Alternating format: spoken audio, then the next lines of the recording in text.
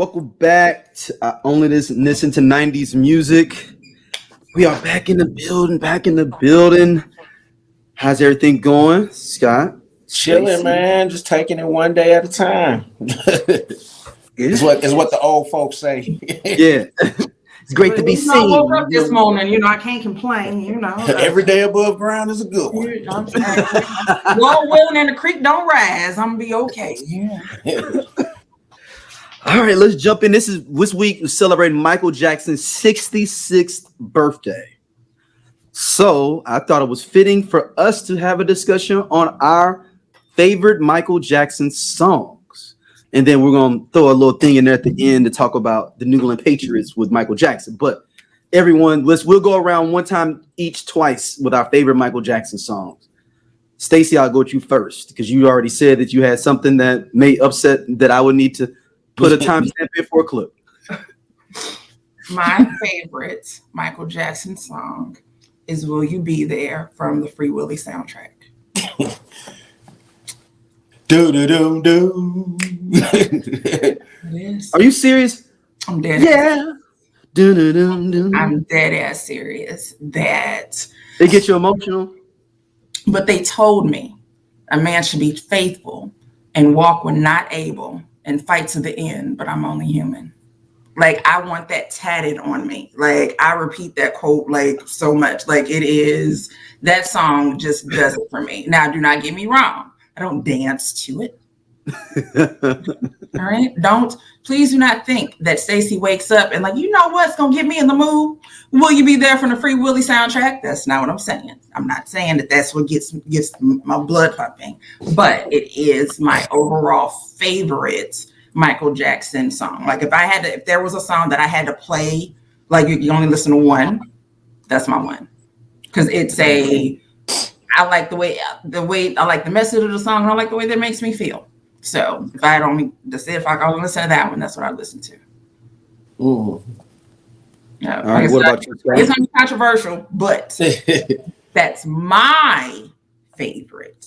Not saying it's the best. It's my favorite song. See, mine is probably Lady in My Life. It's like I like all the B-sides from Thriller more than the singles. Yeah, those B-sides from like Baby Be Mine and PYT. Yeah. Those side tracks on Mike's stuff be the ones. Yeah, I'm not going for. I love Keep It in the Closet. Hey, it's the height of Teddy Riley. Like, yeah, that's Teddy Riley when he was like, "Oh, you know what's gonna kill him?" Like, I just know Teddy was like, "Oh, this gonna get him." I think, well, one, the video makes that song. Yes. Yeah. The video makes that with Naomi Campbell, was that? Yeah. Yep. Naomi Campbell. Yeah. That's it. But no, because he had the funk, and in the background, he had to get the little organ and had like the little operatic thing in the back. He's like, "Oh, I got him! Oh, I got him!" I know he's like, "I got him!" It's not a bad. It's not. Once, even when it came out, it wasn't my favorite, but the video was definitely something to watch. Yeah, it was like, wait, Mike out here, okay. And doing research for this, Stacey, and both of y'all, there was small beef between Babyface and Teddy Riley because of his album, which makes the verses more deeper. So Babyface in LA was sending him tracks, and Michael kept rejecting them. I read up on for Dangerous, and he was like, "I want some of that Teddy Riley." I saw it was I forgot what producer I was watching. He was talking about it. And he brought Teddy, and Teddy was like nervous, like, "Oh, I don't even know." He's like, "Just give me some of that, what you did with Rex and Effect." He's like, "You know what Rex and Effect is?" He's like, "Yeah, give me some of that." And he said he gave him Jam first. And then he was like, "Give me something like that, but a little bit more up tempo, but slow." And then he gave him Keep It in the Closet. And then basically Babyface and L.A. Reid was no more on a part of Dangerous. Did Teddy Riley do the whole album? Damn near. Just about everything but Black and White. Did he do Black and White? Oh, hold on. Let me see. Hold on. I know he did about 7 or 8 on Dangerous. I know he did. But I'm pulling it up now here real quick. I was watching they do all the happy birthday all the Michael Jackson videos for his birthday on BET Soul. I forgot about the song "Give In to Me." Like he was trying like a grunge sound. Yeah. I was like, Mike was doing anything in the 90s. But he also half the album Teddy Riley did. Okay. I think he kind of ended up at some point Mike just kind of ended up, you get that freedom a little bit to experiment. But and also I think that every producer wants to work with you. Yeah. Everybody wants to come to you and do something with your sound. So I think that definitely plays like a huge part of this. Is like there was just everybody wants to hop in there. So that's why he was able to, I think because every album is so different. Mm-hmm. Hey, like significantly different. Yeah, so that's why they got beef, y'all, because Teddy Riley took food out of Babyface's pocket from being a part of the Dangerous album. There is no, they sent them like 10 songs too. Has Babyface ever worked with Mike? I don't think so. So my second favorite MJ song keep going. is "Rock with You." Yeah. When that song comes on, my entire entire mood changes. If I was down here, I am. You hear that? Like I am like just yeah. like immediately. So like I said, that song does it. Like it's you having a bad day, or like I said, you're just having a whatever type of day. And when that comes on, you like, you know what? It's all right. A little pep in your step, right? You send out two extra emails real quick. Now after that, I can't really help you, but and then you what about you, Scott, for another Michael Jackson song? He was still in Jackson 5 though, but he was the lead of Never Can Say Goodbye. Listen, that song is like 2.5 minutes long. Yeah, because the Deacon wrote that, didn't he? From 227. That's right. Clifton Harris that played. I think he wrote that. Played Reverend Gregory. Yep, Reverend Gregory. Like Deacon Fry is Sherman Hemsley. Yeah, I was like one of them. One of them niggas, somebody wrote shit. The youngest one. One of them niggas on there. But Never Can Say Goodbye is 2.5 minutes of fire. Like, it's songs that last way longer than that ain't said shit. Mike got in and got out. Yeah. And Clifton Davis is his name, y'all. Clifton Davis. Yeah. He was like, what, 11 when he sang that? 11, 12. Yeah, he was young. No. Yeah, that song is that ain't no song, ain't no punk. I can tell you that. Song ain't no punk. All right, D, what you got? For me, this is technically a Jackson song, but it's really a Michael Jackson song, but Joe stole it and put it on the Victory, Jackson's last album, This Place Hotel. That's really a Michael Jackson. It's supposed to be on. It's supposed to have been on. Hold on. What is it? Somebody ringing this damn door. Who at the door? Hold on, I'll pause it. Hold on. So yeah, This Place Hotel is supposed to be on the first. Well, what is that? What is Off the Wall? But Joe be like, let your brother have a little something on that. Let a little taste. They're not even on the song, are they? Are they playing the instruments? They're not on. Yeah, in the live version, yes, they are. And Marlon, if you watch the Victory Tour thing, he's a little bit too excited, like he really did sing the song with Mike. And Mike is looking like, Negro, this was just my song. Daddy made me give y'all This Place Hotel.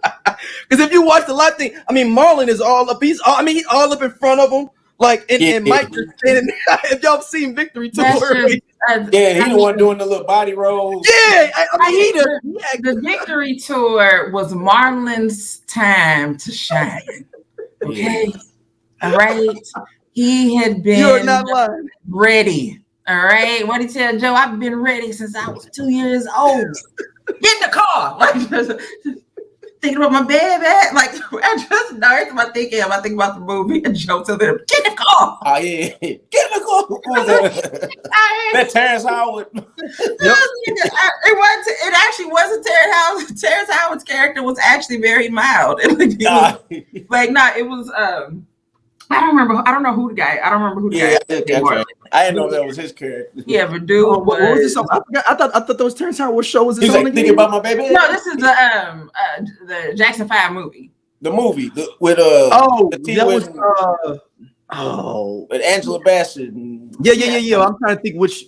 Yeah, I don't know any of the guys' names on there. Yeah, so I don't know who. By the time they were grown, the only person who was still that I knew was like Terrence Howard. But and the guy that played Michael died like right after that too. He did. Yeah. He did. Yeah, he passed right away. And he was actually really good. Yeah, really, really good as Mike in that movie. Like it saddens you to be like, oh man, like dang, he passed away. It was like a year after the movie came out, or 2 years. No more than a year. Like no more than a year after that. And then I tripped off old girl from Players Club, Ebony. She played one of the sisters. She was Ruby. Yeah. She was the oldest. Really? Oh, she was Ruby. Yep. Oh my God, she was Ruby. Oh, I didn't. Oh man. She sure enough was Rebe. Yeah. Hold on. How old that's Monica Calhoun, but how old does that make her? Monica Calhoun. Extremely. Please understand. Monica Calhoun is old as hell. What's the other? It's another girl. Early 50s. It's another girl. And it's not Monica Calhoun. 53, yeah. Oh, it's gonna drive me crazy what this woman's name is. But either way, she was one of Vanessa's friends on the Cosby Show.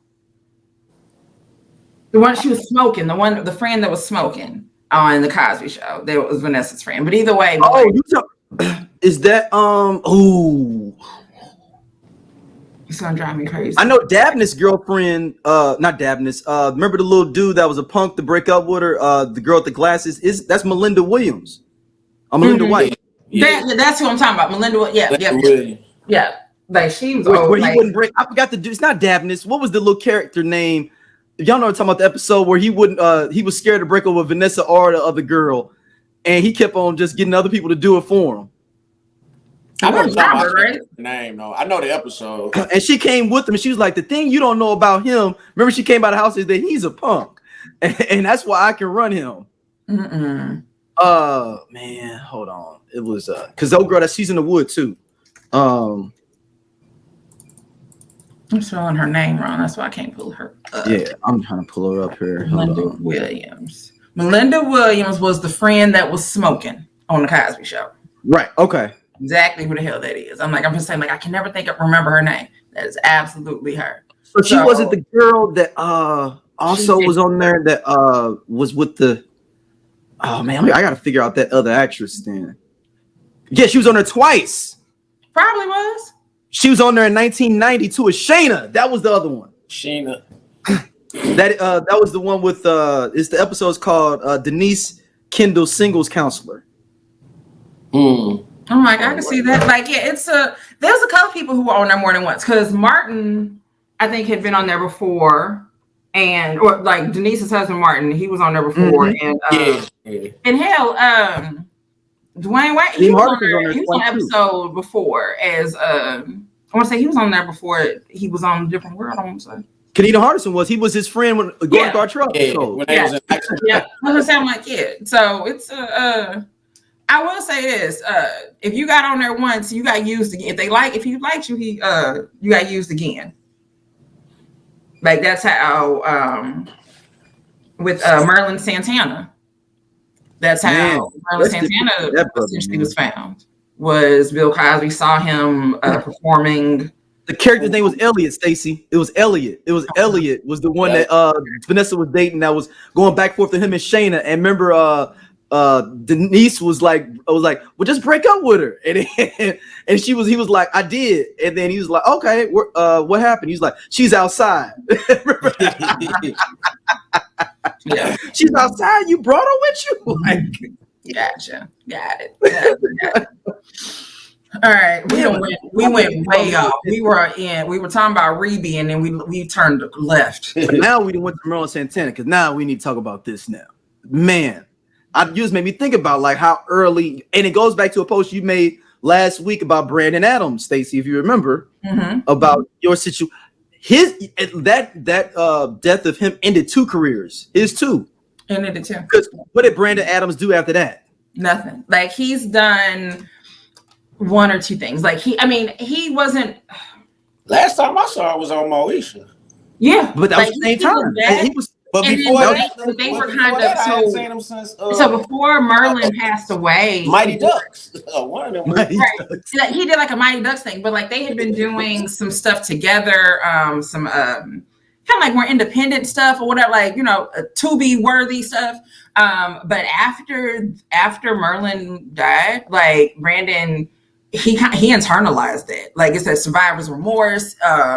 Feeling like I should have done something else or whatever, and he stepped away. I mean, yeah, like I think he came back to do like the little Mighty Ducks. Hey, this our anniversary thing, and for the TV show.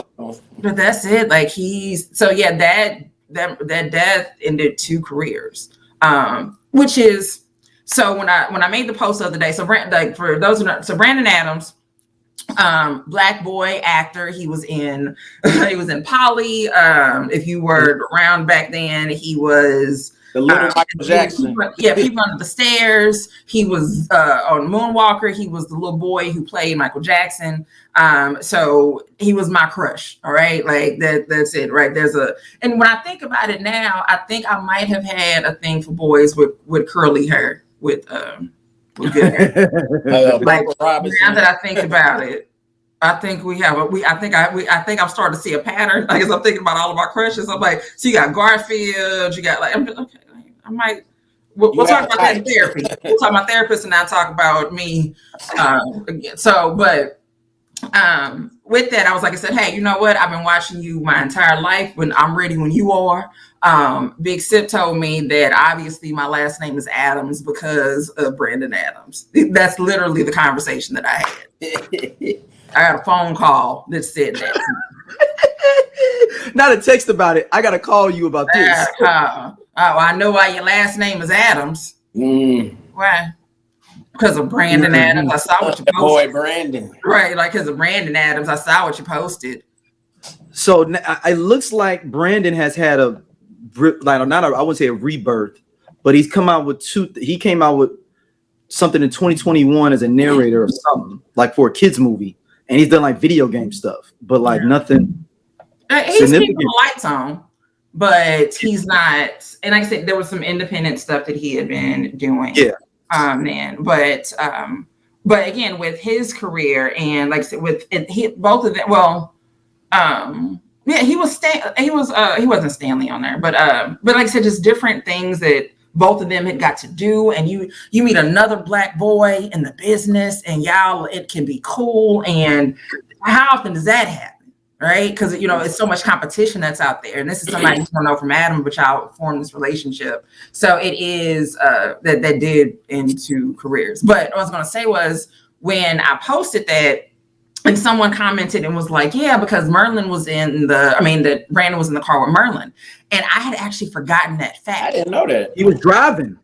He was driving, right? Like I had forgotten that fact. So when I go to look it up on, go to Google, found a video on YouTube that talks about that, or what happened with that. And then that person also had some other stuff. And one of them was about the Black dude that was on Silver Spoons and his life and death.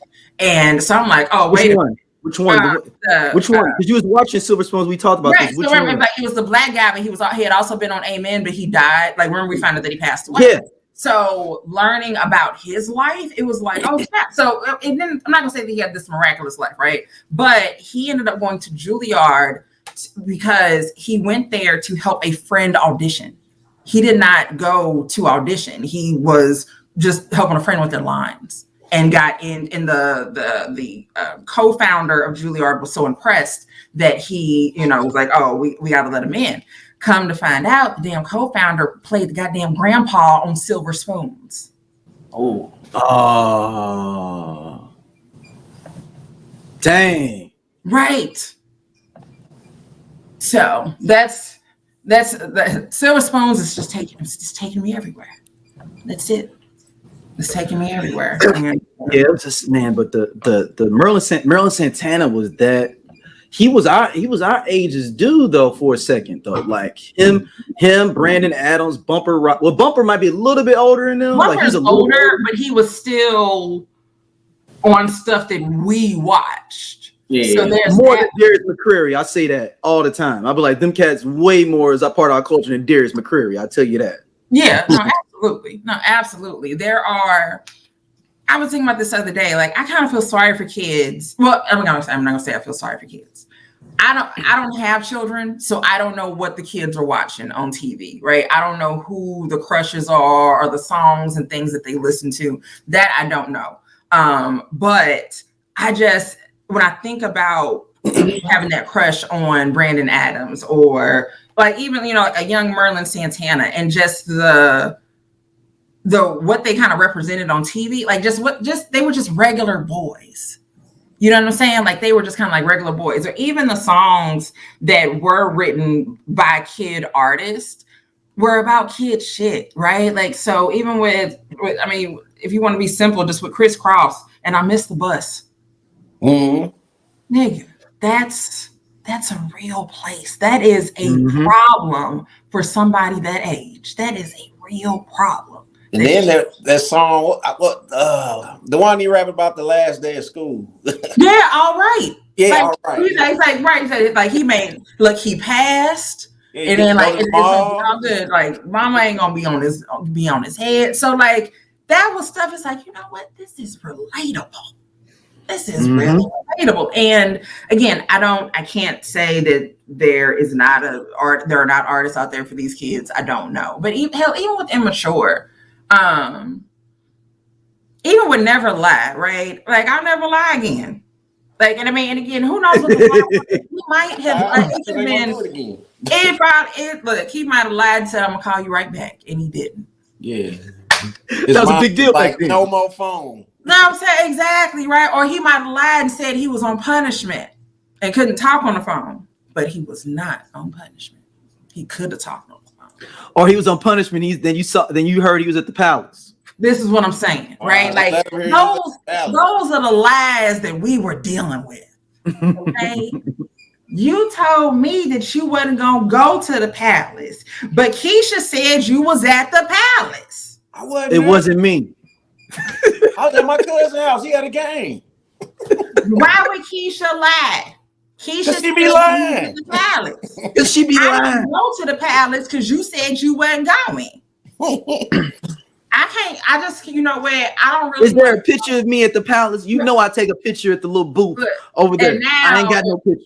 And now the outgoing message on my pager is playing 702. Get it together.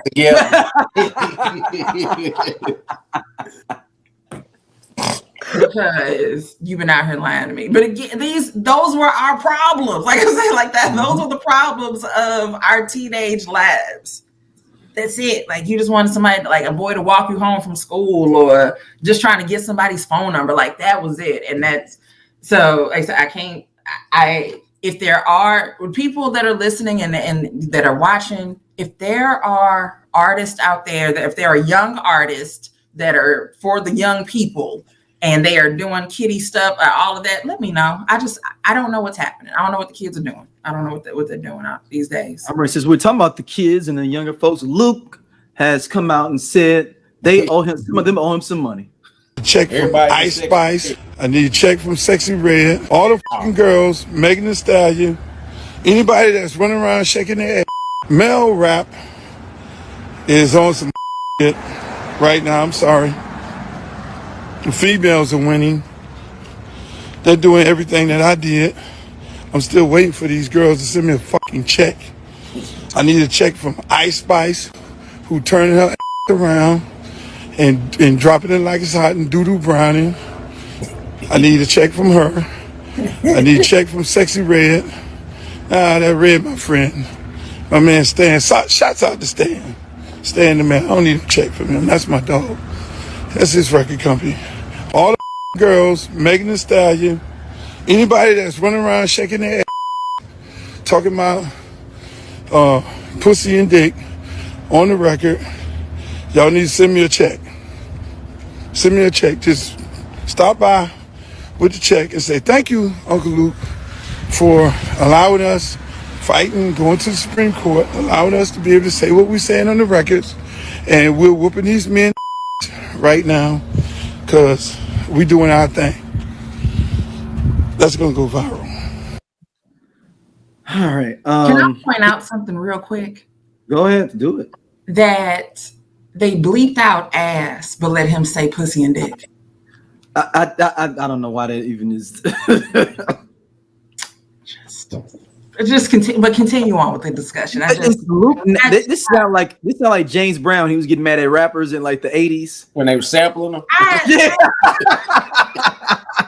But I feel like this was tongue in cheek. I don't feel like he's really mad. Yeah, I don't think so. Yeah, James Brown was serious though. But I've said it before though too, and I said it in a music group before, and people were like, "Well, yeah," but no, like, yeah, you kind of do need to thank him, because not kind of, no, you do. Like, if we want to talk about cultural impact of rap and what it has done, the fact that we are able to continue to express ourselves through music without fear of prosecution, technically, yeah, there's an exception to that. You may not want to admit to crimes in your records, but yeah, that you can say those things. Yeah. I think Luke should be in the Rock and Roll Hall of Fame just off the parental advisory. Yeah, with him fighting for that. Yeah, the legal, like the pioneer of what he did. Yeah. Like I said, it's the freedom of speech. Even with parody, like him being able for those parody songs to be able to be made. Like Weird Al. I mean, Weird Al had been doing it forever, but at the same time, like essentially when 2 Live Crew redid one and the people didn't like what it was saying, that's when they started going to court. And again, parody lie, we were good. Was it the band in the USA? No, it's the Cowards in Compton? No.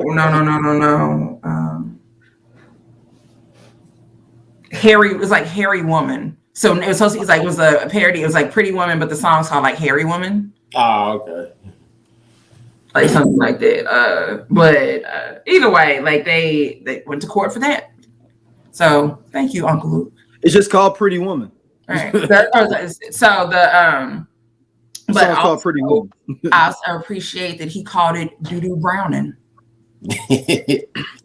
It's a parody of Roy Oberon. Pretty Woman is a parody of Roy Oberon's 1964 hit Pretty Woman. Mm-hmm.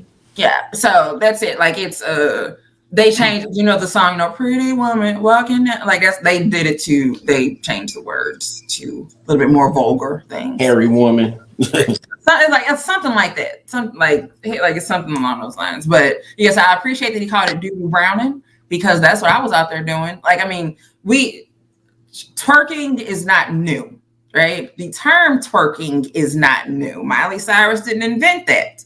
But I will say, I think the first time I heard twerk was with Yin Yang Twins. I feel like maybe I heard it before then slightly. Like twerk. But like definitely Yin Yang was the Whistle While You Twerk. Whistle While You Twerk, which is an amazing motivational and educational song. I know. I want to say No Limit on one of them songs. Like that's what I'm saying. Like I think twerk wasn't universal, but it definitely didn't just happen within the last 7 years, right? It was, like I say, maybe at least definitely 99, 2000, like somewhere in there is when we started really saying twerk. But before that, they was popping. I was pee-popping on a handstand, or Doo-Doo Browning. Doo-Doo Browning. That's it. That's what you did.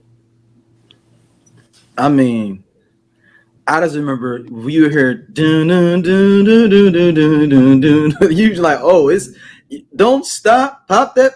Let me see when the music gets faster. Mm-hmm. It's about to go down. And if you didn't know, if you could not keep up with this young lady in front of you that you've been dancing with, just let it just slide away and or you just gotta have homeboys to just hold you up. And if she has a homegirl in the front who is confirming if you are worthy of this dude, yes, of getting this dance. It's like, is he worthy of the dance? Yeah, because y'all would have that thing because you don't want to turn around and look at her, so y'all did the turn around and look. Because what you don't want is for her to turn around and look at you. Yeah. Like I feel like you would rather her just stand up, because that's how you ended it. Right? Mm-hmm. There was no arguing about it either. Her homegirl would be like, yeah, or like, nah. And you just would stand straight up. You stop dancing. So you had to take your just move on to the next. You just got to move to the next. And that was it. And like, maybe you might have been a little nice and be like, okay, I'm done dancing. That's it. Like, or whatever, right? I mean, now there were some cats be like, man, this bitch tripping. Now that you may get that from time to time, but it wasn't a normality. it was not common. Like, I mean, like I said, the rejection, yeah. Shout out to y'all for dealing with that, right? Of being able to deal with that, and then also we like now understanding that you did have to go back to your homeboys who were watching. Did you get the number? And it wasn't no compassion, man. Even though everybody went through the same thing, it was like you act like they just like, man, of course you didn't, you pussy ass. You'd be like, but I just got this like 3 minutes ago and doing the same exact thing. I just act like that didn't happen. Bruh, like that's just. They're like, the only reason she gave you a number is because you go to school with her. Yep. That was my excuse. And that was the era. If you had pretty hair, if you were light skin, dark skin, brown skin, you was going 9 out of 10. You it was like having a whole bunch of money at the club. Now, like that was currency. Having pretty hair, yeah, you didn't have to have nothing else. You literally walked in. You knew 99% of the girls were going to maybe not get your phone number, but they was going to dance with you. Yeah, and they had some ball socks. Yep. Wait a minute, and I'm sitting here like, is that where my pretty hair? Yeah. That's the era. It started because it starts with Al B. Sure. I was just about to mention him. So there's a picture of Chris Brown as a kid, right? And this is not Stacey saying that I'm looking at him in that way, but it's like he has. You can see he has this little curly box. He has on like this little turtleneck, this little blue sweater vest situation, a little thing like that. And I'm like, nigga, if we'd have been in the 3rd grade together. He'd have been it because he looked like he could draw and like he good at kickball, right? Like you like, oh, like okay, I could. That's husband material in the 3rd grade. Like you don't understand. Mm-hmm. Like oh, he looked like he could draw. Like oh, I want to go with him. He looked like he could read. Like so, that's a big deal. Like so, but yeah, there's definitely, and I'm sitting here thinking, like, when first time I saw that picture, I laughed so hard. I was like, oh my God, I'd have been all over him back in '87. Like, we'd have been kicking it. like, oh man. Like, ooh. But that is But Luke was the beginning of it all, at least for me, you know. That was on the box late at night. There was a phone tree, at least amongst my friends in my neighborhood. If a Luke was coming on the box, there was a phone tree that went out to let everybody know that it was on. Like it was literally, boom. Did you call Chris? I already called him. Like it was just a phone tree. Cats, turn it on. It's home. Or you see the Luke's card? Like it was just a phone tree. I want to. One day I'm gonna sit here and I'll just see what Luke videos are available on the YouTube to watch. I have never looked them up. I don't look them up because I need to stretch, and I know that I'm going to immediately try to do a dance move, try to bust out that routine we used to do back in the day. Put your hands up on that break down. And because I'm here alone a lot. I don't want to pull something. And nobody there. Nobody there to help you. Nobody's here to help me. Because there's a song Breakdown, that was my shit. And I haven't heard it since it was on the box. I feel like.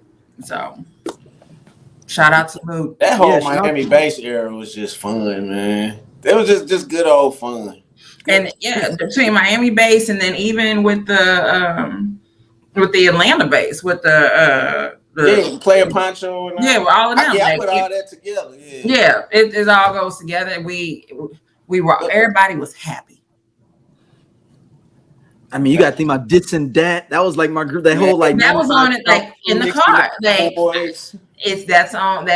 party is in constant rotation always. So like sometimes when I was driving home today from the where the hell did I go? Wherever the hell I went today, and I'm coming home, and I was like, if you don't want to party, then you should go home. Like, that's what was it? Quad City DJs. Yep. Quad City all DJs. of them. That's them Florida boys. So again, that's that Florida down there. They always kicking it. 95 South of them boys, 69. I mean, you got to think Tag Team was from there too. Tag Team, Half Pint. They from Florida too. Which goes into a deeper conspiracy of Tag Team versus 95 South, Woot versus Whoop. Whoop. Yeah, remember they had it on Arsenio Hall had the battle on the show, back to back. Whoop, there it is versus Whoop, there it is. Right, and Whoop is what because white people. White people. Yeah, that's the one that's on the commercial. That was on the commercial. Whoop is what's on the commercial.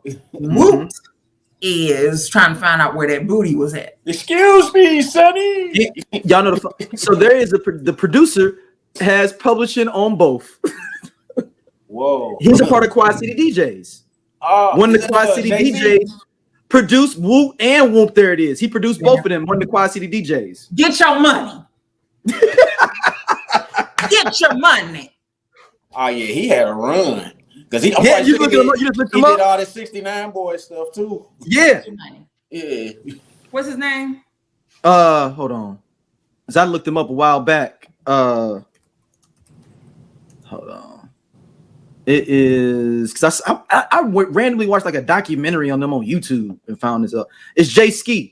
Scuffle, yeah. That's the one rapping on Quad City. Yes, Come and Ride the Train and all that. Yes, Scuffle is the one. Yeah, that's one. The butterfly. Yeah, it's Scuffle. Taking me back to 94. Then they had the song, what was it, the Space Jam? Yep. I think the last Miami bass song I remember was when Luke did Raise the Roof, then it went straight to Crunk. Dang. Yeah. It was like Raise the Roof, and then we started hearing then we went to Who You With. Yep. Yep, because Scuffle was in 95 South too. Yep. And he produced This and That Freak Me Baby. Which is my shit. He did 69 Boys Tootsie Roll. He did Party. Oh yeah, he had a run. I'm like, and he's probably rapping on Freak Me because all like Jam. Yeah, Space Jam. Scuffle, we need to Scuffle, where you at, baby? I mean, I know we know you doing all right. If anybody doing all right, we know Scuffle is doing all right. Damn, who was the dude? The song, it's a Miami-based song, but the beat not Tin Can, You Need Dick in Your Life. Oh yeah. Right about now, we got the hottest group. Group coming out with has the hottest selling 8-track of all times. Mr. Dick 'em down in 10 cans. Dick 'em down in 10 cans. Come and on, DJ Uncle Al. Yeah. So that's Miami bass, right? Turned out with Uncle Al is. I don't know. It came out like what, 96, 97. The song just slower. It just ain't as fast as the rest of the Miami bass songs. It's got like a little bounce to it, kind of like some New Orleans bounce. The beat kind of, but it's just slower. Wait, what's the song? What happened? The Dick in Your Life. Oh yeah, you need dick. 10 cans is 10. Then K died. I mean, so K period A period N period S. But Dickie in Life is mine. I actually do know the words to that song. I won't go into all of that, but I do know. I always say I know the words to the worst songs. Like the things that I should not know the words to. But I know the words to the songs. The song that denigrates women the most. Stacey knows the words. They're your favorites. So it's a Miami-based style song. You're saying so? It is Miami-based. Considered Miami-based. Okay. Yeah. Oh, this is 69 Boys and 95 South together. What it's saying here? Oh, it is? 10 Cans is both of them groups together. That's what it's saying here. Hold on, let me make sure. I think that's not right. That's on Wikipedia. No, I was looking at the actual thing, like the description of the song. Yeah. Oh, it's a one-off group of members. This is on Discogs. 10 Cans, a one-off group with members of 69 Boys and 95 South. So yeah. Somebody in the circle. But that's and it's on the song would appear. It's in the 2001 Greatest Hits compilation as a 69 Boys song. Okay. All right. All right, I guess. Jay Ski's on it. Well, I mean, if he was he was a part of it, then yeah. He was getting all of that, man. Hey, I need to find Jay Ski. Jay Ski is on the low at one point, and him and Lou probably had some words. He was like, "I'm gonna do my own shit." Yep. That's the unofficial story of Jay Ski right there. He got mad at Luke and said, "I'm gonna do this shit my way." All right. LL Cool J is set to release his first album in 11 years next Friday, September the 6th, called Ellie. Are we interested? I actually am. I actually am. I'm an L fan, but I'm probably not gonna sit and bump it. I'm just gonna see how he rapping though. I'm just interested to see how Q-Tip's producing the whole album. Oh, word. Yeah. Q-Tip has produced the whole album. Okay. All right, Stacey, you were shaking your head. Nah. You are shaking your head. You are shaking your head. I am shaking. I'm still shaking my head. So if you're listening and you're not watching, I am still shaking my head. No, thank you. Why? Why you not feeling big, Ellie? I'm good. No thanks. Stacey ain't like LL since the 90s. What is the last time you did? Oh, that's a good question for you, Stacey. So if you were done with LL, what year were you done with LL? It's a very good question. I'm glad you asked. I need to figure that out. When he jumped in the pool with all them clothes on the lounge. On nobody. It's a strong. I need to look. It's a strong chance I may have been done with him when people started referring to him as Big Ellie. That may have been it for me. That's 04. That'd be 04. Yeah, that was but no, there's the song that he did with Jennifer Lopez, All My Love, or All I Have. I fuck with that song heavy. But other than that, I don't. Love You Better was 2002. Yeah, I think I was out. Yeah, wait a minute. I'm sitting here, I'm reading through here. It's Headstrong. Yeah, that's the that was his last single, wasn't it? No, he had them other songs. Remember, he had that song with the country singer that was like, I'll put down my red rags, you put down your Confederate flag. I honestly don't remember that. All right, we're looking at. It's like Convenient Racist or something like that. Hold on. So 2001 is Fatty Girl. Okay, so I was still there. That was that FUBU compilation. So I was with the FUBU, right? And then again, so I'm already there. And I think that might be it. Cause like I said, Love You Better is like the next single that he had. Single is a lead artist. Oh, it's a featured artist. So wait a minute. Then that one with A. So we are rolling with 2002, All I Have, Jennifer Lopez. That was it. I didn't. Once Headsprung came out, I was pretty much as soon as they called me Big LA. Nope. She was like, nope. Hey, I ain't gonna front. In the club at that time when I was little on the East Coast, it went hard when that song came on. Yeah. I know people didn't like. There's a revisionist history of it. I feel like, But like then, like living on the East Coast, then like it was cats kicking it to that. Not everybody want to act like they wasn't kicking it to that the head sprung. Yeah. That's because they went back. It was like if he wouldn't have said I'm Big Ellie, I think the song could have went through and been through. If he do as a re-edit of it, just take that off, I'm big, and then go to the next line, I think none of y'all would ever had any issue with LL doing that. They call me Big LA. Nope. But I do think that people have forgotten how dope LL run was and how dope LL is as a rapper for all time. I think a lot of people, well, I don't want to say a lot of people have forgotten him as a artist, right? Because at this point, there's his acting credits are probably hosting Grammys and awards. Right. So I think at this point, people don't realize that he rap, right? And again, we have a generation now of kids who don't. Our favorite artists that we loved as rappers, our kids are seeing them as role models, as positive role models. Yeah, look at Snoop, Ice Cube. So yeah, everybody, all our favorite rappers are 50 years and up, playing the flute and making bread and teaching kids how to read.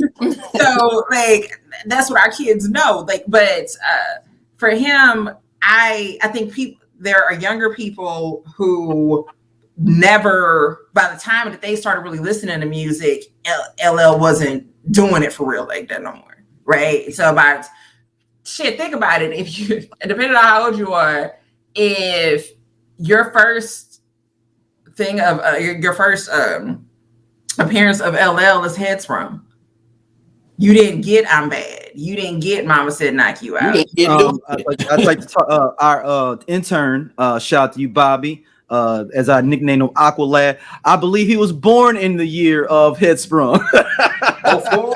Am I right, Bobby? You can put in the chat room. Am I right? You were born in 04, right? 03, 04, right?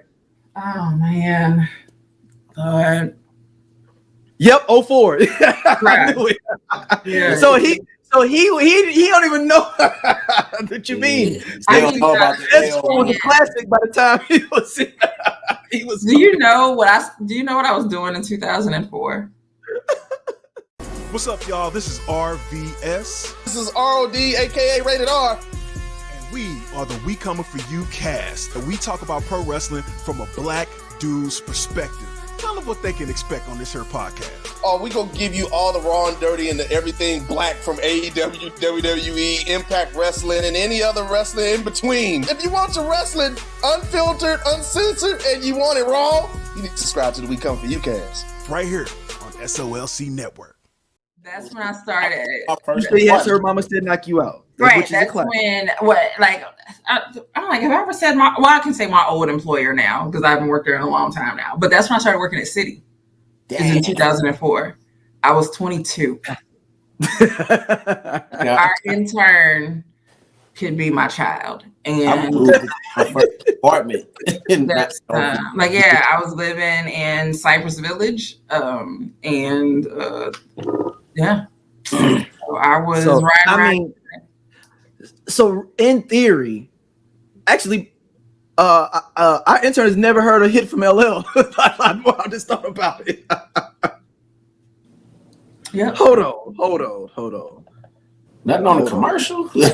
I mean, that's real talk. I mean, like I said, so again, someone who is younger. I mean, like, and again, my intern is at least 20 years old, right? So there's with that. But for the last 20 years, what music have you heard from LL for LL to call himself the GOAT? And if there's going to be a GOAT argument over the last 20 years, there's nothing that he has possibly heard that would make him want to be like you are going to have to prove to him that this is the GOAT. Like, unless he was already listening to LL, like at some point, like growing up again. So, but yeah, you would have to really show and prove that. And like, you gotta be like, okay, but you don't know about what happened with the battle with him and Cannabis. Who? They was fighting weed? What happened? No, okay, Cannabis. Now I'll argue this though, Stacey. I would say that you know, the people giving Jay-Z a lot of his props now within it. I would say if it wasn't for Beyonce, Jay-Z wouldn't be known no more to be low key. he would be just a classic dope rapper from the 99s and 2000s. I mean, the 90s and the 2000s. I think Beyonce keeps him more relevant than anything, of him being like considered one of the best rappers of all time. That's because he stays in the zeitgeist in people's minds of like, oh yeah, Jay is dope. You like, when the last time Jay dropped the album? Man, what was his last album? And you start seeing like last album, but. And I mean, and then from time to time, you know, he'll hop on a verse. So he will hop on a verse, but he also. We got the LO started at 84. You got to give him that buffer years amount of years too. If you don't give Jay that time, I'm saying. Yeah, like so. I think that's a hot teenager too when he came. Let me say that Jay-Z thing is such a hot take that we can't do it right now. Like we can't talk about that right now. Like I need to like because I know that it's a real heater though. Like I've really been thinking about that. But I need to hear your arguments so that I can debate them. And not today. We're not doing that. I'll put one of them there for you to start think about. Just for you, Nas has put out better music than him in the last 10 years. Yeah, and we just expect him as a dope, but it's not like considered. Yeah, he's the best of all time. And Jay-Z has not put out that much material, but people still keep on riding off of what he did on the Black album, late 90s and early 2000s. So we can't, because I was thinking, because one of my other younger people been putting me, I was like, I mean, Jay-Z ain't no different than Lauryn Hill. When my cousin said that, I was like, I compare Jay-Z to Lauryn Hill. No. He was saying like it's so long ago. My little cousin saying it was so long ago, and I'm like, man, the Black album. I was like, but hold on, Bobby was born during the Black album. That was 2004 again. 20 years. But, so again, I got 75 different thoughts going through my head. No, I'm saying it's just something to think about. I'm not saying that my ADHD was not prepared for this. And before anybody comes in the comments, yes, I know 444 was a good album. Yes, and it came out 6 years ago. Wait a minute, hold on. Our intern Johnny just said that he knows LL from NCIS Los Angeles. Yeah, and hosted in the Grammys. No. That's 100% true.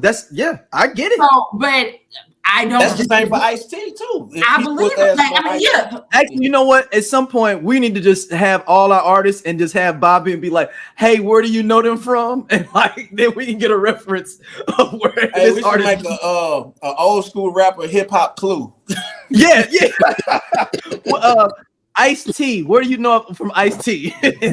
SUV. First time that you saw Queen Latifah, what was she doing? Yes.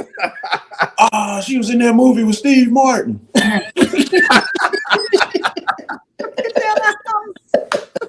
The first time you heard MC Light's voice, was she announcing an award show? Ooh. Yeah. Ooh. She just dropped a new album too, actually. Not no cha-cha-cha. Wasn't no cha-cha-cha. Like, so that's that's actually a really fun idea. So the first time you heard Snoop, was he rapping? Or was he with Martha Stewart? With Martha Stewart. Right. The first time you put that out there for you to think about, Stacey. Would Jay-Z be as relevant without Beyonce? That question offends me. Really? Why does it offend you? I think that there are people who, I think that there's a demographic that he was opened up to because of collaboration with her, but I don't think that his relevance would be different without her. I think because of patriarchy, it is because of that, because patriarchy says if you got the baddest chick, you the dopest person. See, and the thing is, I feel like because Beyonce think about the power that's the first thing people say. Well, but like Beyonce fans refer to Beyonce refer to Jay-Z as Beyonce's husband. The Riverfront Times referred to him as Beyonce's husband to discredit him like in anything that he had done. So it's like because they try to push her to the front to try to push him back. But I think just because she is a woman, not because she's a woman, right? I mean, of course she's a woman, but she's still actively making because they're trying to. Usually, it's the man who is the star, right, and the woman takes the back seat. Versus in this situation with her being in the front, and I'm not saying him taking a back seat, but even with people complaining that he didn't do some of the hip hop 50th anniversary things, and everybody's like, okay, but he was with his wife and children while she was on tour, right? Like, and before that they toured together. So like they're like, you can't. I don't think that his relevancy changes with or without her. I think that it does put him in spaces that he wouldn't have been in, but I also think it may keep him out of spaces that he could have been in. I'll tell you this, my daughter is going to be 11 years old, and she knows him as Beyonce's husband. My son does too. I'm like, man, this Jay-Z. He be like, who? I'm like, right, exactly. Who? I'm like, man, that's Beyonce's husband, man. I'm just saying for us to think about it. If we're going to give LL issues for not coming out nothing in a long time and being relevant, let's keep the scales equal for every MC, that hasn't come out. I'm not saying that LL isn't relevant. I think that at this point he's known more for being an actor than he is for being a rapper.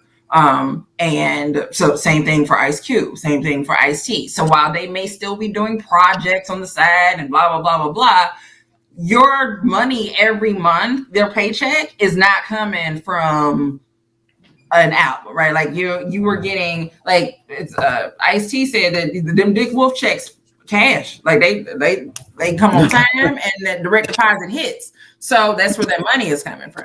And you see Will Smith he coming out with a new album or trying to do some new music. To that point, right? Like, how many there are kids who would know Will Smith as a rapper, right? They like, so the Fresh Prince of Bel-Air, they don't know and with him and Jeff, they don't realize that was a rap group. Mm-hmm. So there's that. All right, so we're going to get into Billboard Magazine did their top 50 greatest hip hop groups of all time list. I normally don't really even care about these lists in general, but this one was just interesting because of the people just getting upset with them. And this came out last year, technically, but I'm glad that we could talk about it now after everyone else is not talking about it. And just to have a smaller discussion about it, because y'all was kind of, just because Ren and Stimpy ain't on there or your favorite group from the city, it does, it was just getting ridiculous with some of the groups they was trying to discredit for being in the top 10. That was the thing, is like, I had no problem with people saying like, yes, why censored, but like they'd be like, man, Run DMC one ain't that good. Where 8-Ball and MJG at? And you're like, well, damn. Yeah. You don't have to discredit them. Just say like, give props to them, and then you don't have to name the group they need to come out. Like, especially one of the pioneers. Like, you gotta keep Run DMC, and they the pioneers. I don't think so. That 30 times in that group last year when that list came out, like random groups, like they were just naming off. What, you gonna replace Run DMC with the Migos or something? Yeah, and Migos is on a list. Like, I don't think the list is bad. It's kind of out of order. Like, I think arguments can be made for everybody that's on here. I think for the whole list, I think arguments can be made for each one that's on there. But I think the order is what is probably the big problem. And then there's also, there are groups that are missing, but yeah. So they have a more comprehensive one with 50 on there. But it's also there's the issue of the difference between a duo and a group, and when you lump everything together, that's when it gets ugly. So Outkast is a duo, UGK is a duo, 3 6 Mafia is a group, Migos is a group. So Eric B and Rakim, is a duo. You know you get old. You didn't call a rapper you knew the name of the wrong name, right? Like as soon as it came out, I was like, no. Right. Go ahead. Like, golly, shit! I'm telling you, when I tell you I'll be losing my mind, it's getting bad. The senility is starting to sink in. So yeah, if this was divided up, even with the looking at the list, the duos I just mentioned, we just lost a bunch of people that are on here. Salt and Pepper, are they technically a duo or are they a trio? Same as like Run DMC with the DJ with that part. The J. Exactly. So. Right, but like I said, when you Mobb Deep is a duo, right? So there's so that's already you already got to get that distinction together. So this is combining duos and groups. So you already are we're already in a problem. Hold on, Stacey. This may be off topic though. It's on topic, but it's off topic. That's fine. Every episode is on topic but off topic. Was Oaktown 357 2 or 3? I can't remember. It was 3 of them. It's 3 of them. But the third girl. 2.5. BNGB left to do her solo project. That's why I said the third one is interchangeable. Okay, see, I didn't know. I didn't know if she was in the group. It's 3 girls, but the third one is interchangeable. So it could be 2 rappers and a singer. Yes, that's it. That's how you. Because BNGB went solo, and they had to bring another girl in to do her parts. But BNGB wasn't even she wasn't the first girl, right? It was somebody else, then it was BNGB, and then it was somebody else, I think. I feel like it was I feel like it was somebody before BNGB. I might be wrong. No, you're right. Hold on. The original Oaktown 357 was Sweet LD, Lil P, and Terrible T. So it was always 3. So it was always 3. Like I said, the third group, they all 3 of them. Mm-hmm. Third one can be swapped out easily. They was on JJ Fat Ass. I think that's Little P that gets swapped out from time to time. So I feel like Terrible T and Sweet LD were like the mainstays of the group. I feel like they were. Let me see. The first album was Wild and Loose. It has the classic song Juicy, Got 'Em Crazy. And my other joint, yeah. yeah. Oh yeah. Yeah. And then but BNGB isn't in that video. She isn't. No. BNGB isn't in that video. It's a new third girl. That's what I'm saying. The third girl. That's why I didn't know if there was 2 or 3 of them. Mm-hmm. It's 3 girls, but just the third one, just depending on what video you watching to be a different one. Mm-hmm. But yeah. That was my song. Yeah. And little dance. Like you sound like yeah. Hey man, look, Hammer had a hold on some stuff though in late 80s, early 90s, man. I'm sorry, y'all. Mm-hmm. Yeah.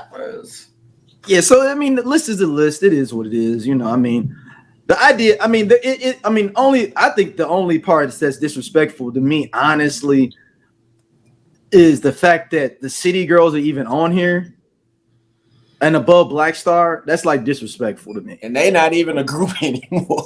Yeah. Wait a minute. Hold on. Yeah. Oh, I think I only have the top 20.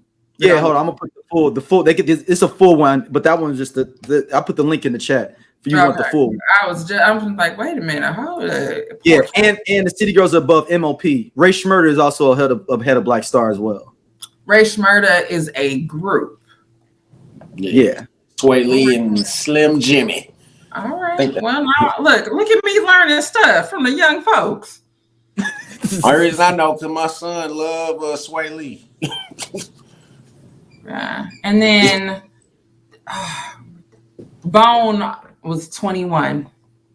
Now that's a little low for them. They should be at least top 15. But then I say, like, who do you pull out then? Who in the top 10?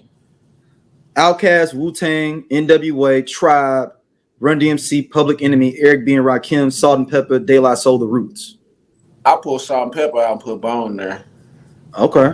I swap Salt and Pepper for Bone. I'd actually put 3-6 in that top 10 over Bone. Where was 3-6? 3-6 at 18. 18. 18. So I mean, 3-6 is over Bone. Yeah.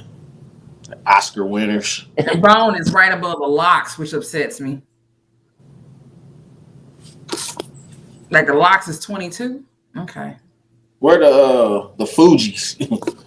Fugees is 14. 14. Yeah, I know they got to be top 20. See, now this is the question with some of this though, and I'm already seeing they're taking everybody's careers that was within the group, not what they did actually as a group. Yeah, they have to. And that's why, like, I remember I was having a argument with shout out to Sleepy. I told him that Public Enemy was a bigger group as a group than NWA in the late 80s as a group. Yeah. And he was like, no, NWA is bigger, they're more impactful. I was like, no, we talking about as when NWA was just a group and they was just running around, they was opening up a Public Enemy. They didn't become big until they went off this solo stuff, and then you like, oh, NWA. No, they was never the headliner. Because Cube was bigger than them when he left. Yeah, exactly. Because and where'd he go? He went to Public Enemy at the Bomb Squad because they were number one. Yep. The only person in NWA didn't really take off was Ren. That's because he was loyal to Easy somewhat. This list is interesting. Like all 50 belong. Well, no, I'll take that back. 45 City girls don't need to be on there. I'm gonna go 45 of 50 belong. Right? Let's say that, right? Let's say maybe 45 out of the 50 belong, right? That's just me glancing real quick, right? Just quick glance. They all belong. It's just the order that's what's your problem, right? So, and then, but okay, Heavy D and the Boys. Am I crazy? I feel like if Heavy D and the Boys is not a group. Yeah, they were always a group. They was a group, but Heavy, they was just the dancers, though. That's what I'm saying. And the DJ. Eddie F did all the beats. No, the DJ. Eddie F did all them beats, and he also discovered Dino Jones. Mm-hmm. I don't like that. Like, don't get me wrong. I love Heavy. I love Heavy D. Love Heavy D. But no. Where's Crucial Conflict? Nigga. Or Do or Die. No, they ain't. Hey, low key, I'm just saying that the recency bias, and I'm not trying to pick on, and then maybe I am picking on the City Girls, but none of these songs we gonna be listening to in 5 to 10 years. I'm just being for real. But if you put on Hey, Do or Die need to be on here before them. To this day, I can't help but being bogus, man. Bogus, man. Yeah, try. No, I saw. Did y'all see the thing where the wedding? Somebody had them perform at their wedding. I was like, that was the coolest idea ever. I would have done. But they had Crucial Conflict Performed at their wedding. They did like 4 songs too. That album was good. Yeah. The Final Tick. So the final tick was hard. The second album was alright too. The little sit on there, dial 1-900. I'm off my motherfucking square. That tickles me. Some days I literally just walk around the house saying, dial 1-900. I'm off my motherfucking square. We'll come beat your ass for falling out. Like that's like Desperado. I said, where's Do or Die need to be on here above before the City Girls? Yeah, there's Ho Pimpin', put that on right now anywhere. So people just go, oh. Is the Ghetto Boys on there? Yeah, Ghetto Boys on there. Ghetto Boys on there. Okay. Yeah. Ghetto Boys came in at number 28. So I said just like I said, quick glance, 45 out of 50 belong here. And it's really just the order in which they appear. And then there's the other part of like it's always that question of what's your criteria? Because it can't just be sales. Like the sales can't count for a lot of reasons. Like it can't be always sales. I feel like cultural impact or just even longevity definitely makes a difference. But sometimes it is cultural impact, which goes into Lauryn Hill of not necessarily the longevity of her career, but the impact of that album. We're like, oh, she's been coasting off of one album for 30 years. Yeah, she has, and you can't do that. You haven't produced anything that you can just live off of for the next 30 years, right? Like, when was the last time that happened? With Stevie Wonder and the songs Key to Life? Like, so not, I mean, but because of the impact that album had in 98, that is why she's been able to fuck with us for the past 30 years with this album. Playing our faces. And playing our faces because of that impact. If the album would have been mid, nobody would have gave a shit. I want to see a 50 R&B groups list. I know they'll go through the 70s. I mean, I think that one would be harder than this rappers list because you got way more time. You started from 79. That was a little bit easier. You got to go back starting in 50. Yeah, you're going Temptations. And then somebody gonna fight you because the emotions ain't on there. Don't let have the emotions not be in the top 50, and some old person gonna creep out and be in the group. Last Night in the Pips. Right, like you got them at 24. Like, okay, I'm sorry. Harold remember number 5. What you mean, Jodeci at 25? Like if we did one, we got to start from 80. Like we can't. You got to be 80 to now. It's yeah. And your career had to start at 80. Like we not even like. No. If you continue to the 80s, sorry, Whispers. I know you had some hits in the 80s too. But the other part is though, it's the old groups that last long. The legendary acts. The legendary acts are the ones that are still together. The young niggas can't stay together for longer than 3 weeks. Unless you Drew Hill. It's only 2. And them niggas just keep adding members. They just added a football. They just keep adding new people. No, that's not. But them old groups did it too. The Temptations been doing that shit too. The Four Tops been doing that shit too. Replaced members. Drew Hill just keeps adding to the roster. The Temptations, they was just did that too. Around Otis. Well, that's because Temptations did that too. The Temptations didn't have a choice because it was 2 groups touring under that name. So they had to be like, well, okay, you know what? Let's just do it all together. Drew Hill just keeps finding niggas on the bus stop and being like, you want to come sing? Can you sing? Yo, you know they're up to like 7 or 8 members now for real. I'm not making this up. Basically, Woody left and then they added Player because Static. They added a whole group. One nigga left and they added a group. Hey, they said that's the way I knew that's how it happened, but the way you said it, like they lost one member, said we're just gonna add a whole group. And I bring that shit up to them all the time. Nigga, I left and y'all had to replace me with 3 other niggas. It took they had the other dude they had in the reality show that they used to replace Woody originally.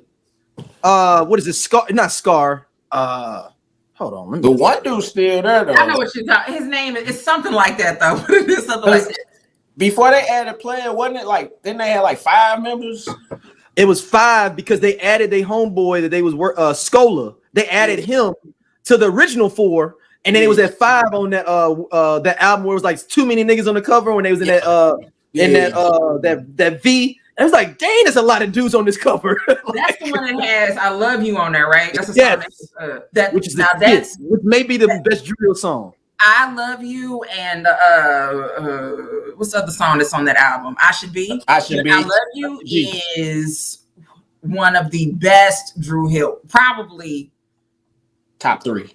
Top 3. I was gonna say, I can't put it above Beauty, but it's right below it. Tao is the dude we talking about. I'm talking about. There you go. Tao is the other dude. Drew Hill keeps adding members. I'm telling you, David Ruffin told them you can't replace me. Woody is like, see what happens, y'all. I left. Y'all had to bring in several niggas. And Cisco still got the dragon mic.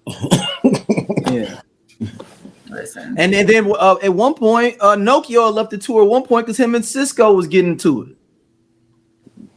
Yeah. It's a God bless New Edition. Yeah. God bless them.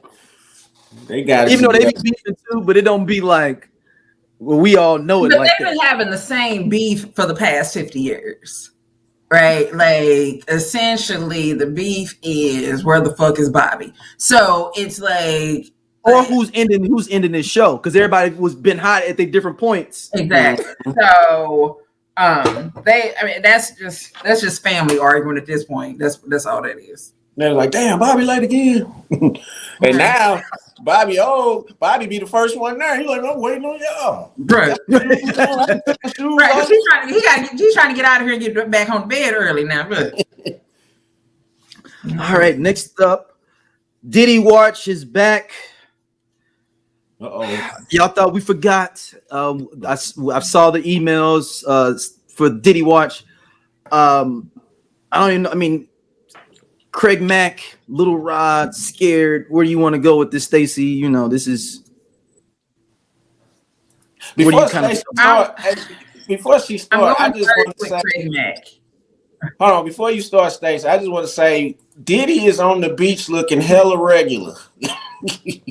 Oh, it's more like with the regular walking with regular folk. Yeah. I'm like, is this Diddy for real? With Stevie J, which is the most interesting person to be in your corner right now. Because you know if he come out of it, Stevie J gonna be like, you know I had your back that whole time. I was with you. I divorced Faith and everything. To be by your side.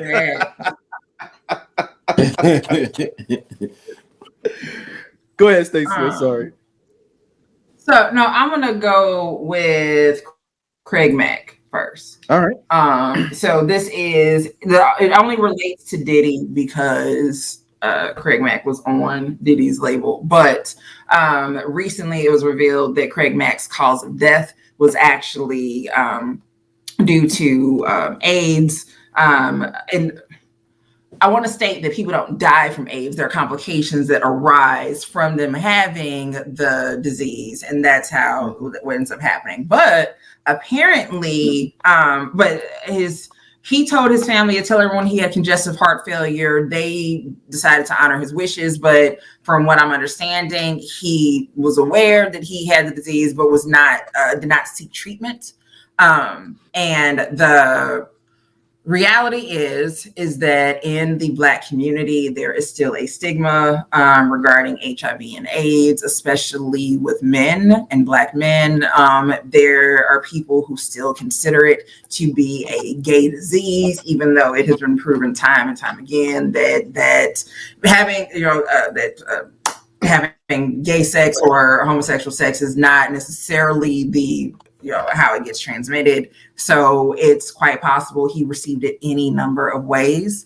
And I think that because of the stigma, because of finger pointing and blaming, it may be one of the reasons why he was not open and honest about what was going on with him and his health, and why he was just telling everybody I had congestive heart failure and didn't seek treatment. And it's sad because when, not saying that everyone needs to be a spokesperson for what they're going through, right? Just because you're going through it doesn't mean that you need to build a platform to discuss your life and what you're doing.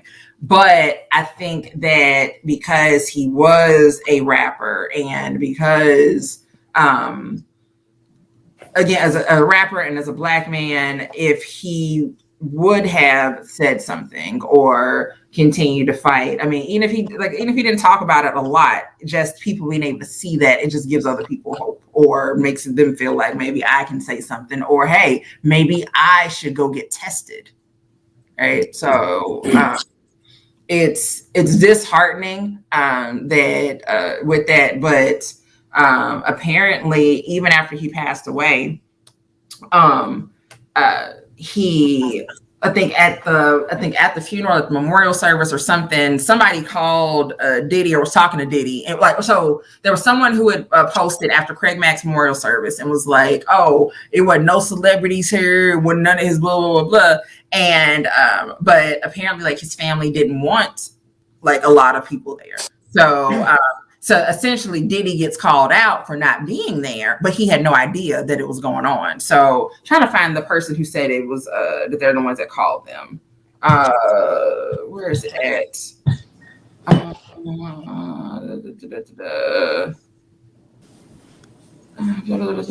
Refused to seek treatment.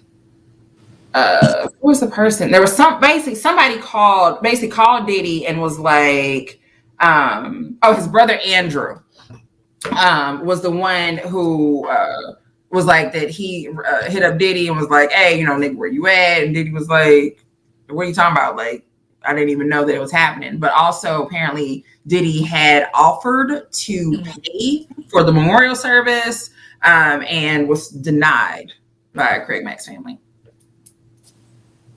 Oh, wow. Yeah. So Roxanne is his mom. Hold on. His first wife, Roxanne, so his first wife, Roxanne Hill Johnson, and brother Andrew claimed that Mack learned of his diagnosis before using the church as a shield to ward off the shadows of his past. His brother says, I believe he was very much in denial, and that's him living his truth to the end. I know that sounds really crazy, but you have to know him to understand that. As much as that bothers me, I understand why he did it and what he did. He lived his truth. So Craig Mack started telling people that he'd been diagnosed with congestive heart failure in late 2014, and then his health was wavering around that point. He, ended up being bedridden. Let's see, where? Oh, so here it is. Craig Mack's longtime friend and hip hop staple DJ Scratch clarified comments about the rapper's memorial service. So he went to the memorial service and he posted and said, when I left Craig Mack's service, I called Diddy to thank him for giving Craig the platform for the world to know Craig's music. I told him I just left the service, and he said, wait, they buried Craig already? What service are you talking about? So again, Diddy had no idea. But apparently he had offered to help with the payments for the services, and the family said, no, thank you. Damn. I was like, no, we're not fucking with you, Diddy. Yeah. And I'm like, where is it? I bet you now they like, with all this other stuff coming out on Diddy, they're like, see, ain't we glad we ain't take the money, baby? Yeah. So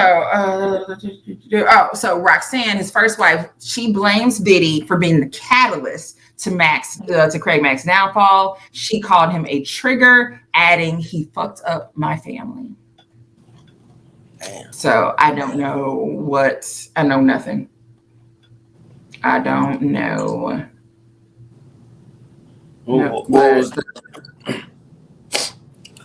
the other thing on the Diddy watch?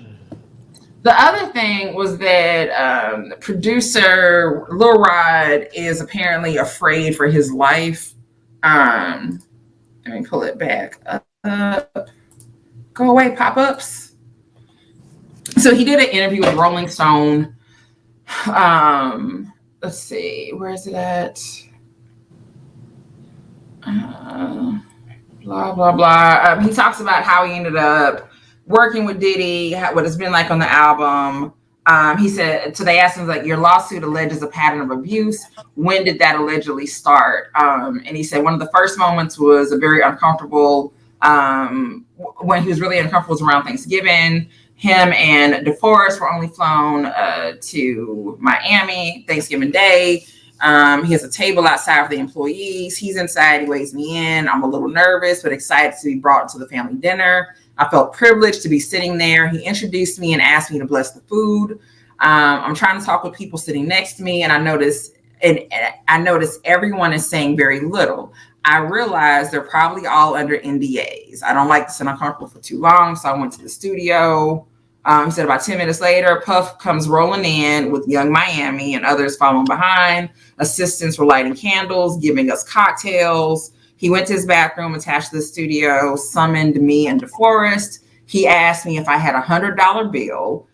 There were 3 white lines on the sink. He was asking me to do something I've never done before. It was awkward. He was trying to get me to do some drugs. I don't want to judge anybody, but that's at the top of my list of things I'm afraid to do.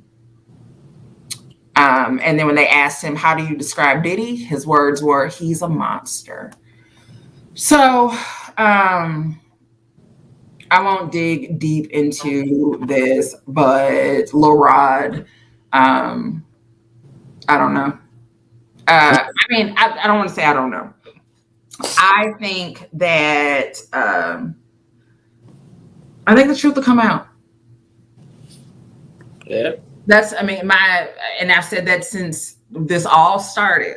Like, since I started, what did I say? I said he's going to get through the holidays, but he's not. But by New Year's, yeah, it was just the beginning, right? And I like that. I predicted it all. Like I said, this is the beginning. I said a door was just opened. I said he's gonna be good for Thanksgiving and for Christmas, but New Year's, and I was absolutely right. Like, quickly. Has it been a year since that stuff came out on them? No. Coming up. No. That was like October, November. November. And that's when Cassie got paid. Yeah. So that's when Cassie filed her lawsuit and then settled.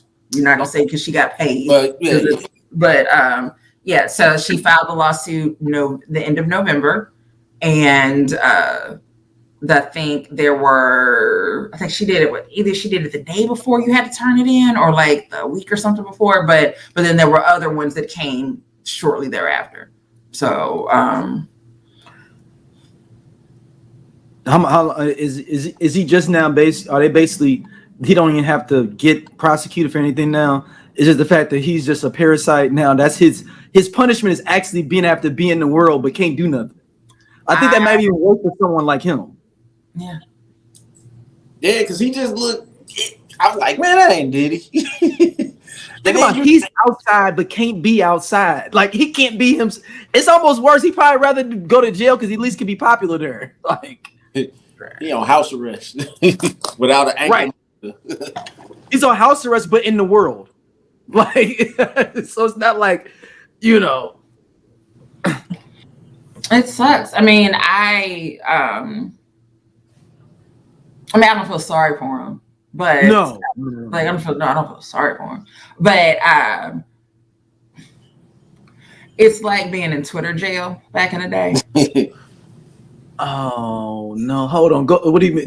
I know what you're explaining. I know what you mean, but so back in the day, and I mean, because I don't know if they even still do it anymore. So back in the day on Twitter, if you were on there and let's say everybody's watching something on TV together and you just typing away, it would all of a sudden you get blocked from being able to post because you were posting too much and posting too fast. So you're kind of sitting there watching everybody on your timeline, having fun, talking, laughing, joking, and you're sitting there waiting your hour or whatever time it told you until you can reply or be able to type again.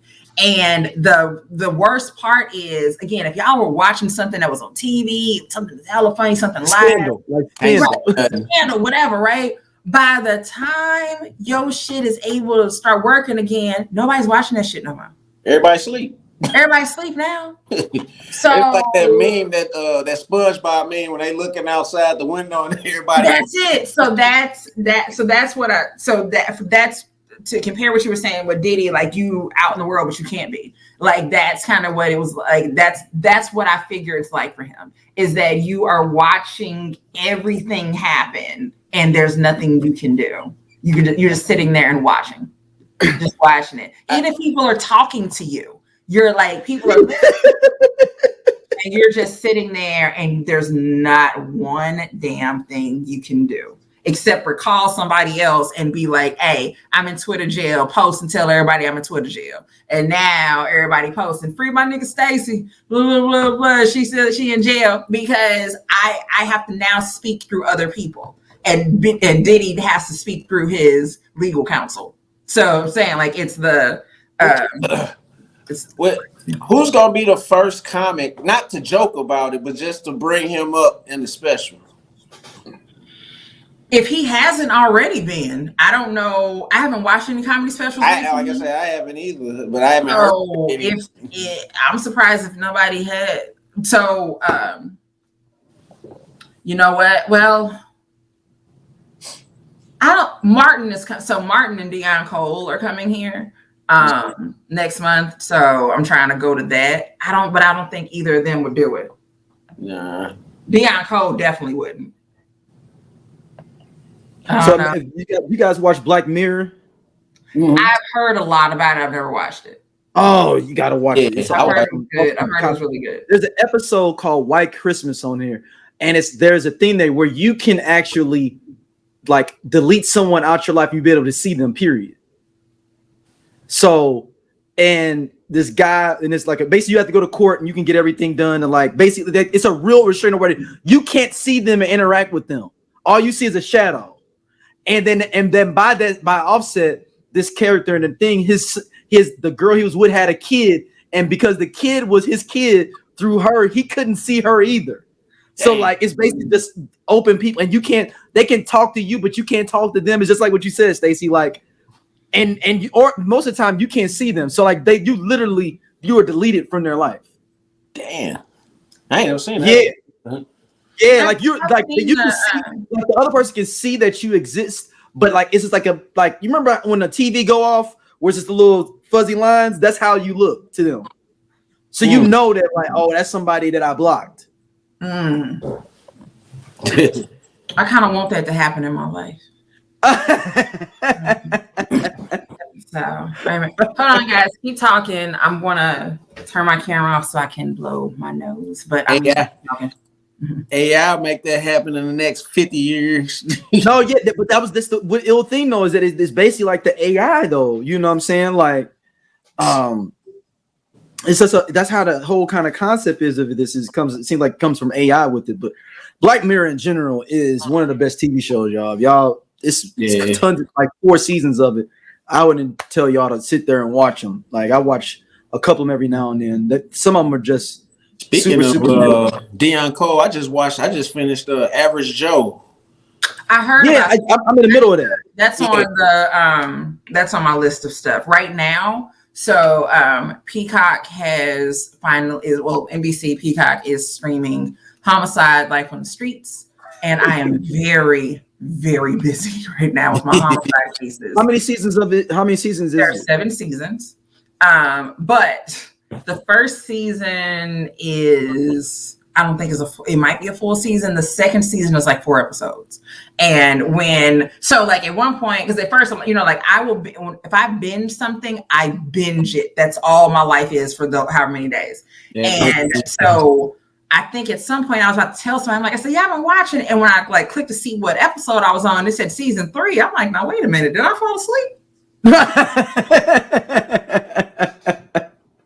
I'm on season 3. I'm on season 3. So then I go look on Peacock, season 2, 4 episodes. See, there go NBC fucking playing again. So now I go on Wikipedia and I look it up and I'm like, oh no, it was actually only 4 seasons. It was only 4 episodes. They didn't know what to kind of do with the show at first. And it's in the 90s, a lot of shows did not make it because the executives, these network executives didn't know what the fuck to do with those shows. But anywho, so anyway, I'm watching it.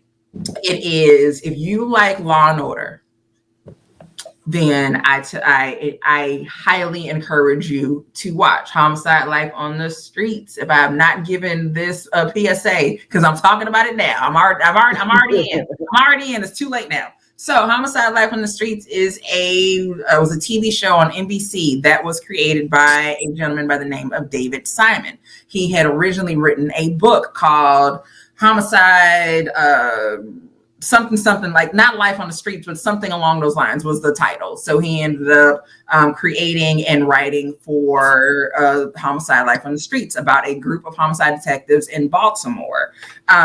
There's another show again called Law and Order that was created and written by a man named Dick Wolf. Dick Wolf and David Simon are just friends.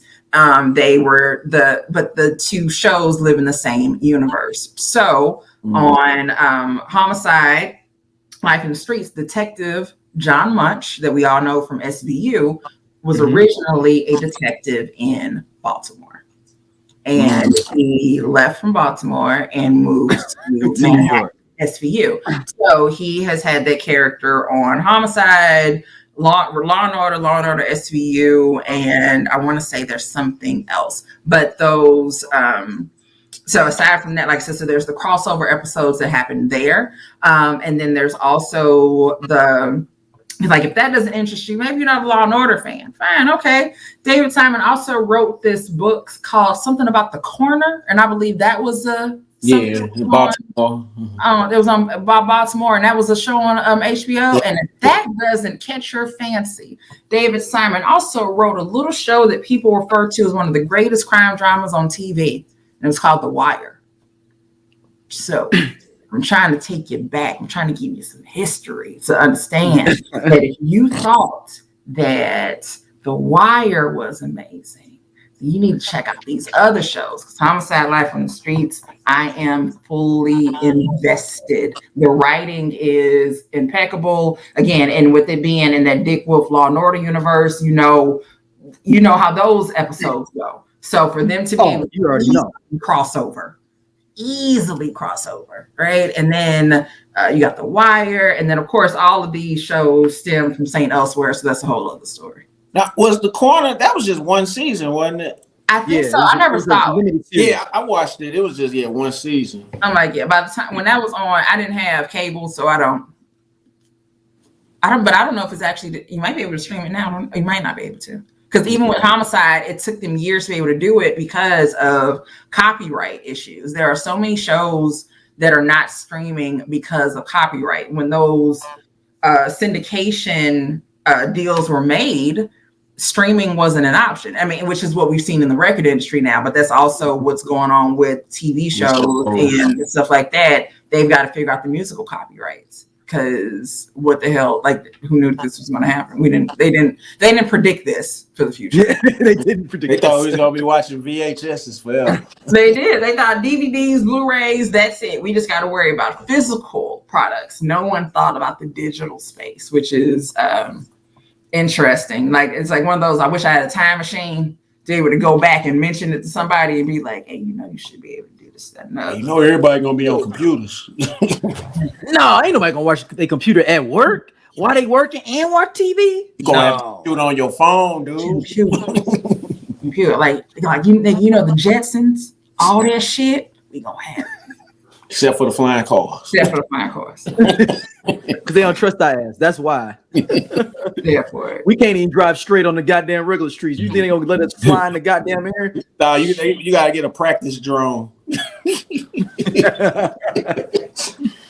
All right, we got one of those crazy stories again. This story is the story of when Ike and Tina got into a little kerfuffle with the Oakland Black Panthers.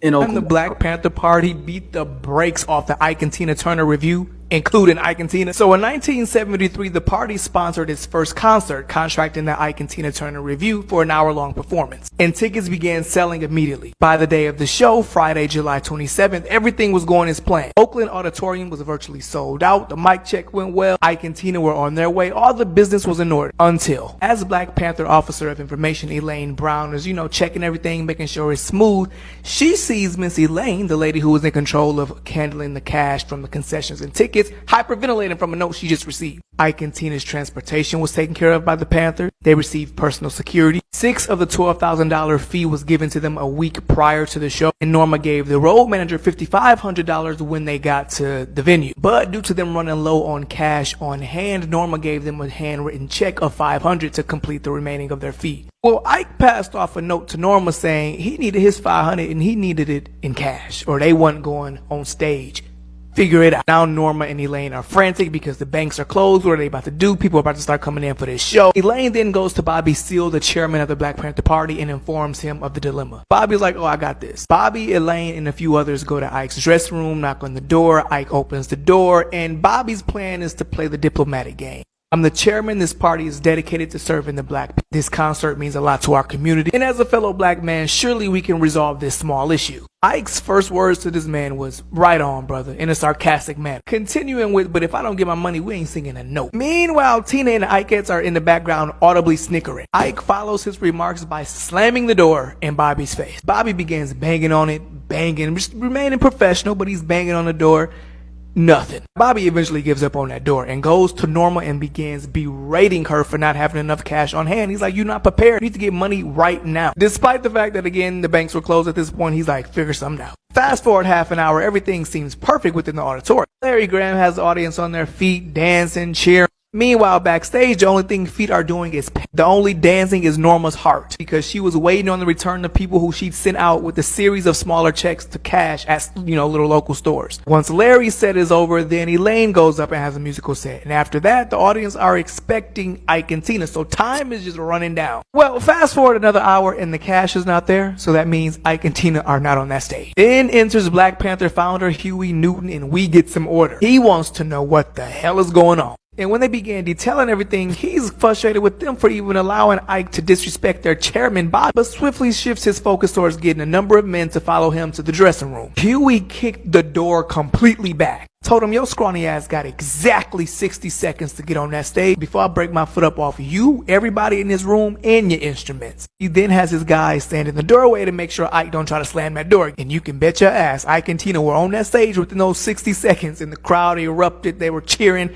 happy. Well, they performed all of 15 minutes before Ike stopped the music and told the audience he was under threat by the Black Panther Party. Told them that he was forced to perform without getting paid and that he could not work under these conditions. And I guess he assumed that the audience would feel sympathetic for him. They didn't. But before they could even get a boo out of their mouth, a karate chained panther connected his foot to Ike's jaw. At this point, he knew he fucked up. Panthers rushed the stage with crowbars, pipes, gun, and it was on. And Ike's musicians tried getting out of Dodge by jumping off the 8-foot stage into the little area where the security were. But what they did not know was that the security were also Black Panthers. So they basically just fed themselves to the enemy and got their asses kicked. Tina was hovering over her slain man, crying as someone yanked her by her weave, and then she went running. And you remember the Ikeettes who were giggling at their boss's rude jokes earlier? Well, Elaine definitely did. Elaine chased behind them and caught the slowest one by her weave and kissed that jaw with her fist before the girl wiggled away. Mind you, most of this happened on stage. The audience witnessed everything. And you know how Black people are. They were cheering, laughing, catcalling. Concert turned into a full-on boxing match, which you'd think they'd be mad because they're not getting the show that they paid for. But everyone was festive. As they were filing out, you could hear people comparing what they saw from the angle they were sitting at, who was beating who. Ike and 6 of his bandmates went to the hospital following the incident. Ike suffered a 3-inch cut on his head after being hit with a pipe. Another band member was struck with a crowbar. Now, despite Ike and Tina pressing charges against Huey and Elaine for being pistol whipped, Elaine said in a press conference that she did not do such a thing, rhetorically. The Panthers did, however, sue the couple for breaching their contract. But who actually won?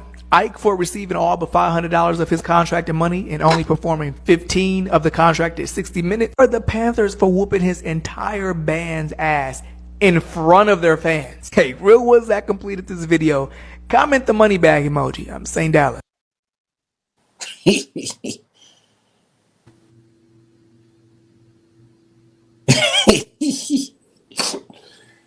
Yeah, Huey wasn't bullshit. So, on mute, Daryl. Oh, my bad. I was like, it's a lot of different thoughts with this. The long story, but Scott, I'm gonna let you go first. What do you think about it? Man, they can't be fucking around out in Oakland. In Oakland? Nah. That's where MC Hammer from. Yeah. Yep. That was one of the things I thought as well, Stacy. And this is where when St. Louis niggas think they can do anything anywhere comes into play. Yeah. Because I thought about this like East St. Louis, man. You said East. But he thought he could go out there. He's like, you know who I am? I'm Ike. Yeah. Why would you? So, fun fact. So, this is a true story. Yep. I had to do some digging to be like, I mean, it's too detailed to not be a true story. It's hyperbolic. He's like putting some stuff on. But it was like, well, but let me double check. Like, I need to know. I need to understand everything that happened. And so there's not a lot of information on it, but the book was written. So the where he's getting this from is by the book from Elaine Brown, the woman he's referencing, and it's called "A Taste of Power: A Black Woman's Story." So that story is told in that book. Stacy has found an actual Black Panther news paper from the Black Panther Intercommunal News Service. And this was from August 11th, 1973. in which it is listed in here that that the Black Panther Party filed suits against Ike and Tina Turner. There is a press release from the Ike and Tina Turner review that I found, but I'm still trying to view it. Looks like somebody's trying to sell it, like on eBay or something. But if you Google like this story right now, all that's coming up is this guy's video. So he's viral because, like I said, I'm like on page 7 of Google, kind of trying to get past his thing because like everyone has reposted it. It's like, wait, what the hell? And this is, but see, I don't know what news where this came from, but this says August 16, 1973, a representative for the Black Panther Party denied assaulting Ike Turner during a concert that took place the previous week in Oakland, California. Ike Turner and 4 members of his band were rushed to Daniel Freeman Hospital, where they were treated for cuts and bruises stemming from the brawl. Oakland police said the fight started over the percentage the Black Panther Party was to receive from the concert, which took in upwards of $40,000. The Black Panther Party, who sponsored the show, claimed that the dispute centered around Ike and Tina Turner's unprofessionalism. The Panthers claimed that Ike and Tina only performed 15 minutes of a 1-hour show, despite the fact that they had already been paid $7,000 in cash. When the Ikettes attempted to leave the stage, a group of men dressed in black suits refused to let them get off the stage. Ike suffered from a 3-inch cut on his head after he was hit with a lead pipe. Another band member was struck with a lead crowbar and was hospitalized for 4 days. That lead pipe keeps coming up. So more than one, like I said, this is something else totally that I'm reading compared to that young man's, what he just said. That lead pipe is evidence. Yeah. That lead pipe exists. There was a lead pipe in Ike's head that met. Damn, I kind of wish this was a scene and What's Love Got to Do with it. You know what? If Tina got rodeoed a little bit up too, though, I mean, she's already getting rodeoed up by Ike in the movie.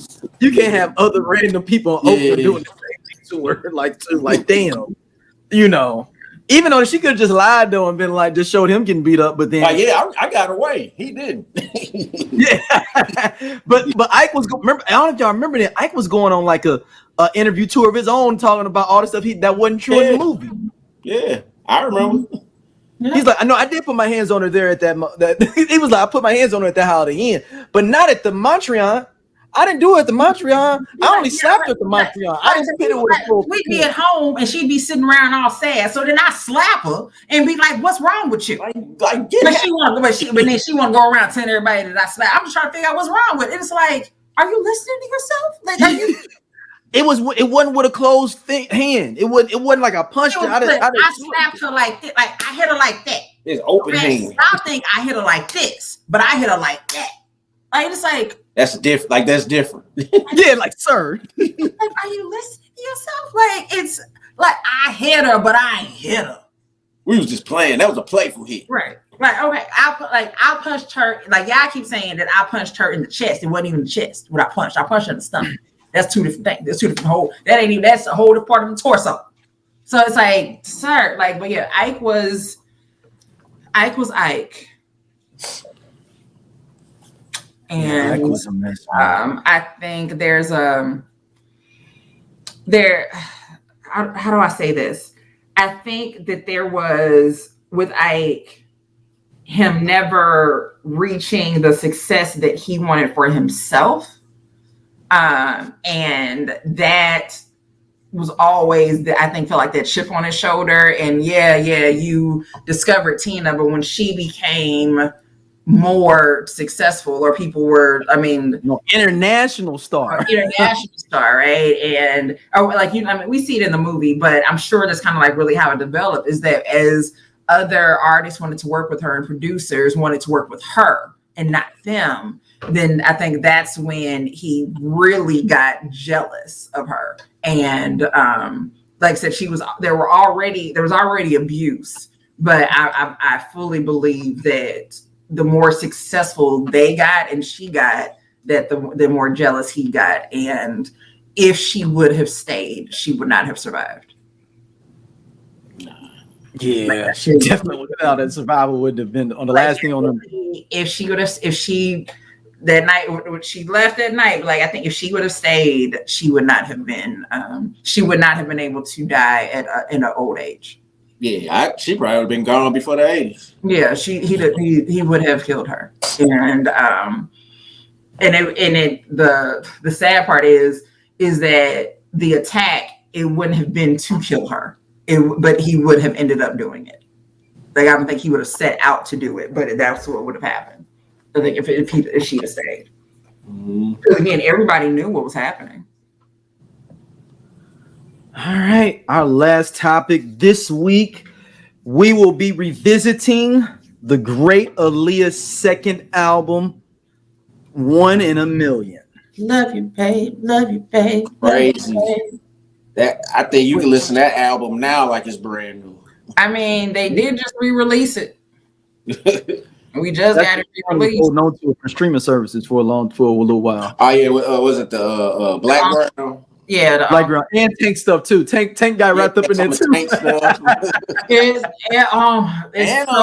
And Player too, wasn't it?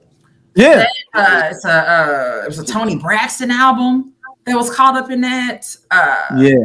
So it's a lot of things that finally came out. Because again, for years, I didn't realize, like, why can't I find Slowly by Tank? But as soon as it was available, I made sure to add it to a playlist. But I think it's realizing that that's her second album, but it's really her first. Yeah. Like it's but this new era of who she is as a woman too. New producers. New producers, new everything, and completely different sound. And I think, like I said, you knew her from the first album, but the second album is when we really found out who she was. And when I was reading some of the background on the album, and essentially the controversy that was going on with her and the artist who should not be named really caused some issues with her trying to do the next album and getting production and everything. She said that, Aaliyah discussed the record's direction. She said, I wanted to maintain my smooth street musical image, but wanted to be funky and hot, yet sophisticated. And the people that were working on the album for her weren't doing that. So fun fact, our friend Sean Combs was working on the album first. He was one of the first people to work on her second album. And then that did not work out. Vincent Herbert, who we know from Tamar, Tamar Braxton's husband. He's done a lot of shit in the game. Yeah, so he was approached to work on 1 in a Million, and they said he's one of the first collaborators there. They were basically allowed to build a sound for the record. They said Aaliyah recorded about 8 songs with Vincent and Craig King, and only like 2 of those ended up on the album. Oh wow. And then I was trying to think, there was somebody else that, like, pretty much a lot of people ended up trying to work on it. But she ended up, where is it? How she ended up there. The one I gave my, Diane Warren came a part of the album's production as well after reaching out. Daryl Simmons. The unsung cat of the Babyface crew. That's like their third man. L.A. Reading them. Daryl Simmons, who produced that. Who's the producer? That's like the third dude from Babyface. Like Diane Warren wrote The One I Gave My Heart To, which was originally set to be produced by Babyface. However, he was unable to finalize the work due to unforeseen circumstances, so they got Daryl Simmons to do it as a replacement. And then so the Aaliyah and Dudu Kalman started trying to find innovative producers that weren't widely known to produce 1 in a Million. And the ultimate goal was to find Aaliyah her individual artistry defining sound. And Kalman started meeting with numerous obscure songwriters and producers, including Timbaland. And then when Timbaland played the beats, then that's when he kind of like knew. He said, but with Timberland and Missy. They were like, oh, they probably not gonna like us. Nobody know us, and we're kind of weird. And Aaliyah loved it, and we know that the rest is history. And it coming off of the Devontae thing too, and they probably like, man, dude, like this is our next shot. Mm-hmm. Like Devontae thing didn't work out. We got to do this. Yeah. So there was so much. They said in the effort to generate visual awareness for 1 in a Million, Black Ground Records ran advertisements on cable channels such as BET and The Box from June 24th to August 6th of 96. The music video for If Your Girl Only Knew, the lead single, was serviced to both local and national video shows on July 8th. After that video's premiere, they started launching advertisement campaigns. They put her in different magazines like 17, The Source, Sister to Sister, YSB. That just took me back. YSB. Shit. Okay, so oh my God. This was Tommy before she did the Tommy ad. Right. This wasn't Tommy ad time yet, but this would bring on that. So due to her, it was a perfect storm. Due to her outstanding academic performance in high school, Black Ground planned to run advertisements in React, which was an educational teen publication inserted in various daily and weekly newspapers across the U.S. And since Aaliyah was an advocate for breast cancer screening and crusades against Alzheimer's disease, they also planned for her to do a series of public service announcements on those topics. So this is back, ladies and gentlemen, when you had a record deal and there was actually something called artist development and marketing, where you came in, you may have had an album, you may have had a deal, but you wasn't out here putting shit out. There was a team of people put together to ensure that when you did drop, that your shit was right. They were making sure that your image was right. They gonna change all this stuff. They got to do and you see it actually when you watch some of the older movies about Black acts. When you look at the Temptation movie, or even when you look at Doja, They Sleep. Yeah, we part of Just Posted Podcast, man. The best show on this network. Come on, check, girl. Seriously, man. Just Posted. It's just me and Doja sitting back talking about what the fuck going on in the world and streets. Man. We said labor of love. He said labor of love. I ain't say that shit. Shout out to you know what I'm saying, everybody coming to watch though, man. We really appreciate y'all. Holla at y'all later. Hey man, this nigga just tall for no reason. I'm gone. And he do regular jobs. Don't forget that.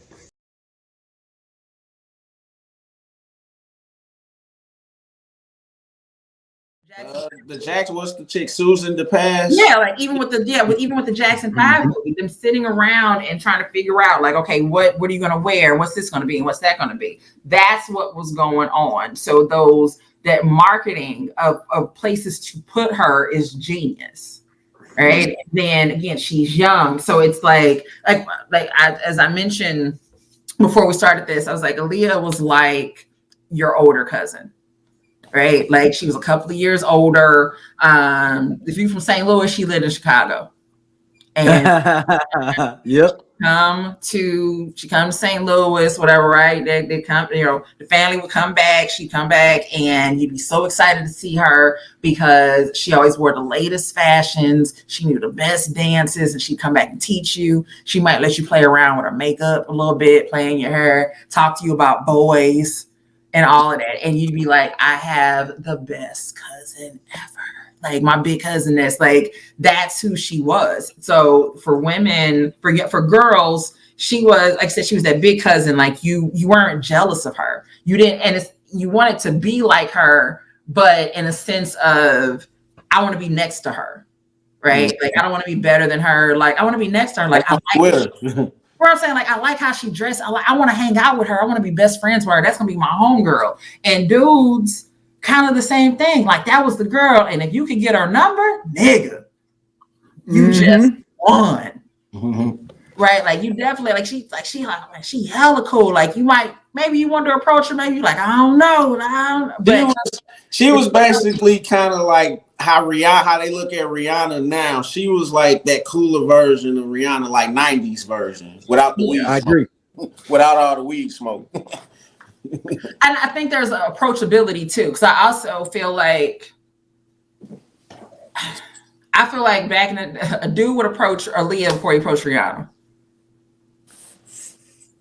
And it's not that one is cuter than the other one, etc. Blah blah blah blah blah. No, Rihanna's already hanging out with y'all kind of already. Right. I feel like Aaliyah just had that. There was an approachable thing about her. Yeah. Right. Well, even if she dished you, it wasn't even bad. Like you didn't. That's the difference. That's that difference. Is that both of them gonna reject you, but Aaliyah's gonna be really nice about it. Yeah, she gonna play it cool. She gonna play it real cool, right? Like she gonna turn you down. She's like, no, I'm good. No, thank you. I don't want she'll let you dance with her, but you can't get the number. Right. Like, right. And you be like, or she'll be like, oh, we'll talk about it later. And you be like, I never got her number. So you feel good and be like, dang man, I just never got her number. Like right. you She almost disappeared and all of that, right? Like yeah. she let you down real. You're like, you know what? I'm about to like action with my friends right now, but like, look, I'm gonna find you. You know, like kept it real cool. Never see her again. Rihanna. Yeah. Rihanna, nigga, fuck you. Like it's just like yeah, because Aaliyah gonna say, hey, you know, I mean, I'm technically on phone punishment right now. I just snuck out to even come here and everything. I will give you my number, but I ain't trying to get in trouble. So if I see you again, I'm definitely would love to give my number. If you see me again, and you never saw her again, like you said, Scott, like never saw her again. Yeah, like I said, I think Rihanna she gonna turn you down. Like you gonna know that you were turned down. With Aaliyah, you like, I got a chance. Rihanna gonna turn you down, and she gonna let everybody know she turned. That's exactly it. That is exactly it. Go turn you down, let everybody. It's gonna might raise the voice a little bit, like raise the volume a little bit. But and then get on your homeboy, because that's what she really likes. That part, but like I said, this album with the singles, one in a million. I mean, it just was. Yeah, let's go through the songs. Let's go through the songs. Yeah, it was. All right, number one, impact. Beats for the Streets intro featuring Missy Elliott. That's when you first start hearing like them Timbaland beats. Yeah. Them stuttering drums.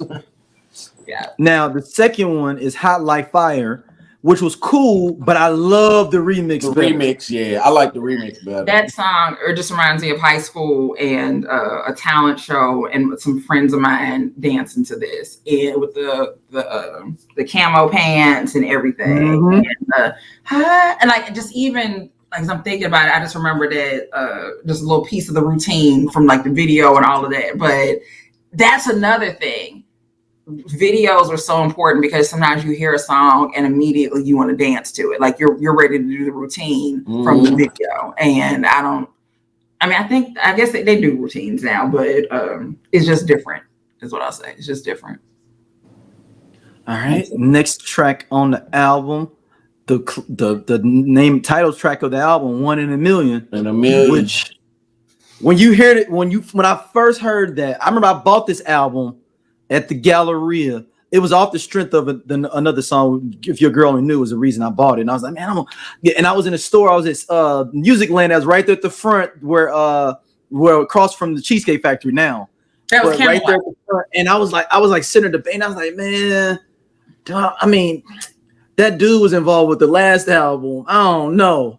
This is even then though I was saying that about. I was like, oh, Timbaland. But what made me buy it is because I just got familiar with Timbaland and Missy, and then Genuine. I think I just talked that Pony, and I was like, oh, so I was like, man, they on fire with these beats. I gotta get this. And I was like, that If Your Girl Only Knew is funky though. You know what? And we would throw $20 potentially down a toilet in those days with a CD, y'all. Like, yeah, the store was Camelot. Camelot. Thank you. Yes. Camelot. Camelot. Like that was Camelot. So, One in a Million, the way that beat come. I remember when I had my you're like, whoa. Yeah, them drums are crazy. Right. And then Aaliyah unfortunately was faking us out, and she kept on wearing her hair over her eye.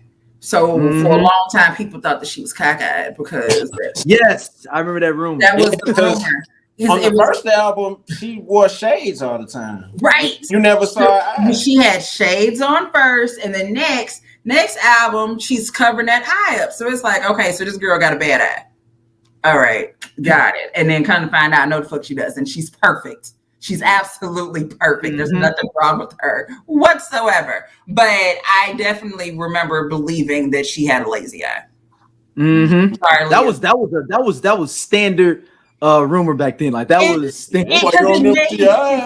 That actually made sense. And like that's based on this circumstantial evidence, this is the conclusion that we've drawn, right? Compared to other ridiculous 90 rumors that have no whatever. So. Then next up was hold on, I lost my spot. If your girl only a girl like you featuring Tretch, which was the KG produced I don't remember that song. That's the one KG produced that one. I have to go from Naughty by Nature. From Naughty by Nature. Mm-hmm. Tretch is on it. It's a cool joint. Tretch is good. Tretch is good on an R&B song, low key. I know we talk about Fabulous, but like it was a time period where Tretch was on like an R&B joint, like the John A joints, the joint with Monica, Nobody, like this track. He was just like a little cocky. He even did his thing on the song with 3LW, the jam. Yeah, with 3LW. Yeah. That's what I'm saying. Like it's a small pocket of time. Tretch was good on R&B songs. Go ahead, Stacey. What'd you say? I don't know. You don't know it. Okay. Next up. I don't remember what I said. I don't. If Your Girl Only Knew, which was that was with the first single. Yeah, that's what got me in. I remixed that song and changed it to If Your Hair Only Grew. Oh no. You probably leave alone. You probably brush your hair, break out the comb, and then you'd be glad that your hair had grown, and you wouldn't have to wear weave. Y'all may not understand though, it was a time period where there was a backlash against women that did wear weaves. I know now that doesn't mean anything in this society, but there was a period of time where like if you got caught wearing a weave, like unless you was going to be in a wedding or like convocations or prom, that it was it could come back to bite you. It was all about is that your hair? Exactly. Like in the 90s, watch the old episodes of Martin and how Pam gets treated about the weave, or even the Def Comedy Jam, but like it was a weave joke. He said he was like it's a horse in Central Park, a bald horse in Central Park shivering because they don't have their hair. So it was all the idea of horse hair and all of that. So yeah, I literally thought we was made by horsehair because of those jokes that was made like that. I literally thought that was it. If your hair only, it was just so funky, man. It's a nice song. That guitar. Yeah. But Tim's ad libs a lot of times make songs. And it's like, and his ad libs are very simple, but they make that song. Like just that what you're saying, huh? Like that's it's not a big deal, but it makes that little just like on it's not on the album, but the one on Dr. Dolittle with the baby crying. Yep. Yeah. But when the baby ain't crying, it's like laugh, whatever. But no, the baby laughter, which is that same baby is laughing on Ludacris' Fat Rabbit. Yeah. It's the same baby. Oh, really? Same, like, listen to the end of Timbaland. Timbaland recycle all his sounds. Yep, same thing. Yep. Wow. But what was I thinking? Shit balls. It just left my head. It's gone. I never tripped off that. Yeah, I think the first time I heard Fat Rabbit and I heard the baby, I was like, wait a minute. But and that time you couldn't. There was no going to look it up. But I know what I heard. I could at that time I could play both songs and be like, okay, this is the same shit. And then he'll use that little Godzilla sound on them Genuine songs, the ones on 100%. Yeah, he just has those little sounds. But like the Timbaland's ad libs in the Say My Name remix His ad libs on that, it changed. One, the remix is way better than the original song, but his ad libs, because there's a version without his ad libs on there of the remix, and it's just absolutely not the fucking same. Yeah, it sounds naked. It sounds naked. His ad libs is like, because he's talking back, like he's responding to her, and without that, you lose. Yeah, I think the remix helps you understand the point of the song versus which is funny that the remix is the slow version and the original is faster. But the original fast version, you don't get it. The slow version, you understand what the hell the point of the song is. But anyhow, next up was Choosy Lover, old school and the new school version. So it had a slow version and a little like the kind of updated version. It was remake cool. It Isley Brothers joint. It was cool. It was cool. Yeah. Version. It was cool. I mean, it ain't to me. I mean, it ain't messing with the Isley Brothers version. I mean, I'm not trying to be the old man with that. Even though we the same age, but I could see how the old heads like. I mean, they ain't got nothing on Ryan. Yeah, I get it. You right. You right. Old head. You right. She did a thing with the other song. Right, but she ain't messing with Ryan on this one. One of them I really like this song. Gotta Give It Up featuring Slick Rick. Yeah, they redid the Marvin Gaye. Yeah. So she said in the interview she wanted some real party songs. So when my uncle played that original track for me, I thought of how I can make it different. Slick Rick was on work release at the time, so Vincent got him on the song. Yeah, because that was like his first. Wasn't that like his first thing since like while he was locked up? Yeah, he had just got out around that time. Slick Rick had been locked up for about 4 years or so, 4 or 5 years at that point. And he just was getting out. Slick Rick was on everything in '96 too. He was like on Muddy Professor soundtrack. He was on with Untitled Jordan songs. So remember, they said during the recording process of the song, the producer sat for hours writing down the lyrics because they didn't know them. Of the original. So producer Craig King stated, he said, to me, the funniest part was trying to figure out the lyrics. Marvin Gaye sang in such a crazy way, a lot of words we didn't know. We had to sit there for hours making sure we were writing it down properly. We still think we might have gotten some of the words wrong.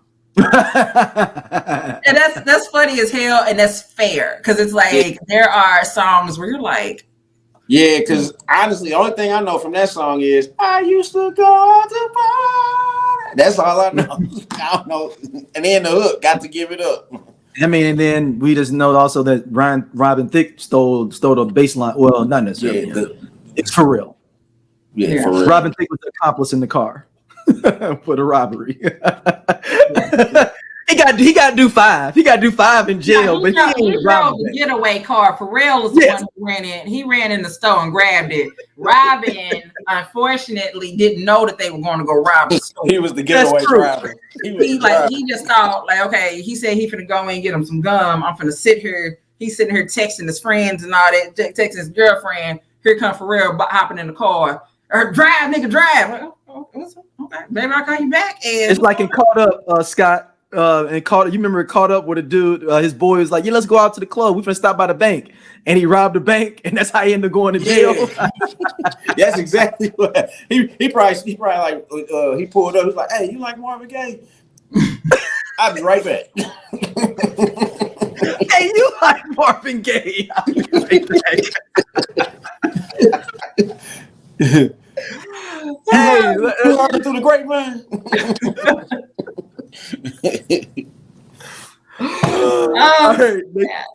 Next up was another dope joint, 4-Page Letter. That's my favorite song on the album. Turn me up my headphones. Turn me up a little more. Like, bitch, can you hear? Like, she has to like 7 times or a little bit more. Hey, turn it up some more. Hello. Yep. like, sorry. But that song reminds me of this dude, Bobby Stewart. Like that the video. So at my high school at Metro, we had a TV in the cafeteria. So we watched videos at lunch or during the day. And this would come on. And I'll just say this, like Bobby's life stopped when this video came on. 4-Page Letter came on. He just was in like that. And he's like that little stomp that was doing. He was like, that's her. Like that's how she's trying to trying to bring me in. That little stomp, that's her trying to call me over. So shout out to Bobby Stewart, because that song will always remind me of him. But I love that song. When last time you wrote somebody a 4-page letter? Yeah. Also, if a girl wrote you a 4-page letter in the 90s, would you have read it? Yeah. Yeah. You gotta read whatever somebody writes you. Yeah, because you was happy to get a letter back then, period. Yeah. You ever had somebody mail you a letter? Yeah. Man. And I enclose it with a kiss. And when I write, spray some perfume on it, make it smell good. Right. She said, when y'all write him, he better get it on time. That is a lot of pressure to put on the post office, because you gotta overnight that. They are not good at delivering things on time. But that's definitely a great song. The next one, Everything's Gonna Be All Right, produced by the great Rodney Jerkins. It was a cool song. Yeah, I like that one. Yeah. Then after that was Giving You More. Who is Jay Dibbs? I don't even know who that producer is. I don't think it matters. I don't think I really liked that song, if I remember. Darren Jenkins is Darren Jenkins. Darren Jenkins. Okay. He's done a couple of things. Looked like he did something for Vanessa Williams, The Way That You Love Me, back in the day. Oh, dang. Okay. I mean, right. Like that was a throwback, right? But wait a minute. Oh, he produced Joe's "I'm in Love," and looks like Key Sweat, Keep It Coming, maybe. Okay. So okay. All right, so he did a lot of New Jack sound. Right, he did some stuff. No, he's straight. Yeah, he ain't no slouch or nothing. You know? We can learn something. He got some decent mailbox checks coming. Yeah. Next up, I Got Your Back. This is, I guess, your one Jermaine Dupri song that got through the cracks. Yeah, like I said, there were a few.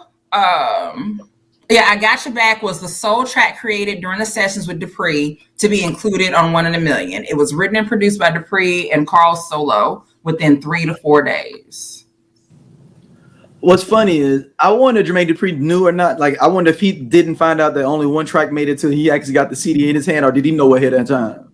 I don't know. Because they say a lot of times producers will be like, "Oh, dang, I got 6 songs on here."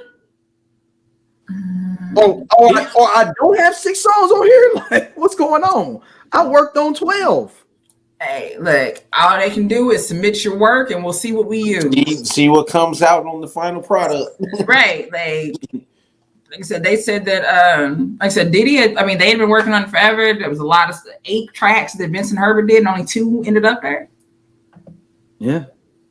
So. Then next we got Never Giving Up featuring Tavarius Polk. I'm trying to figure out who he is. I like that one too. That was that's the one that she had the crowd singing back. Is that the last song? Yeah. Oh, he just passed away. Is this a different Tavarius Polk? He's born in 81. Okay. If he's born in 81, 96. It'd been like 15. He'd have been 15. So no. So basically, I was producing on there. On this track? Yeah, no. We said that not to say it's not possible, but that's not possible. That's not. Oh no, I found Tavarius Polk. Oh no, hold on. This may be the same person. This dude said he's the king of R&B. Tavarius Polk. Who is it? On his Instagram. You said who is it? The king of R&B. Who is the king of? I'm like, Jack Keys think he the king of R&B. Like, what are you? This might be the same person. He might have produced this at 15. Yeah, I guess. Teddy Riley did the show. Like I said, it's not impossible. I think I found his LinkedIn page. Yeah, I just clicked on it. Oh, is he still alive? Hey, it's looking like this might be the same guy. This is okay. So I'm going with it. So, but I don't. But it says he was a lead singer on in 96 to 99 on Atlantic Records. It's so again not possible. If you had was he in a group? I don't know. Here's my thing. But then also Tavarius Polk is not a common name, especially in the early. But as I'm looking at his bio, it's him. Like it's exactly who it is. And he's like he was co-writing records for Mindless Behavior, Nas, Benzino, JoJo, and Tamar Braxton / Herbert, Michael Jackson, to name a few. And then when it actually having his vocals and arrangements appear on Aaliyah's 1 in a Million LP, 2 hidden tracks with Biggie. His group Soulja was offered contracts by various labels and finally inked a deal with Vincent Herbert at 3 Boys from Newark and Electric and East West Electric. So I don't know who wrote his thing for him. Like, I just feel like if you are that is him. That's him. I'm on his Instagram. They got rest in pieces all on his IG. I'm like, yeah, so like this is him, but I really needed his publicist or someone who has read a book to do his bio. But yeah, it's him. That is him. Yeah, so he passed away beginning of this year. Yeah, he was a kid. Like, so it was his. So just looking at this though, it's his just singing. It's his vocals. So not production. Yeah, he's just featured on it. He didn't produce. Yeah, he just so that's feature. So that's. I mean, hell, Blue Ivy was how old when she got her Grammy for singing? So or being on the thing. So you can. It's like I said. It's all right. Tavarius, R.I.P. to Mr. Tavares. Because again, that is not The next track, "Heartbroken," produced by Timbaland. This was a cool song. This was a cool song from Timbo. Next up after that was "Never Coming Back" from Missy Elliott and Timbaland again. And then this is one that I liked a lot. Number 15, "Ladies in the House," featuring Missy and Timbaland. That was pretty dope.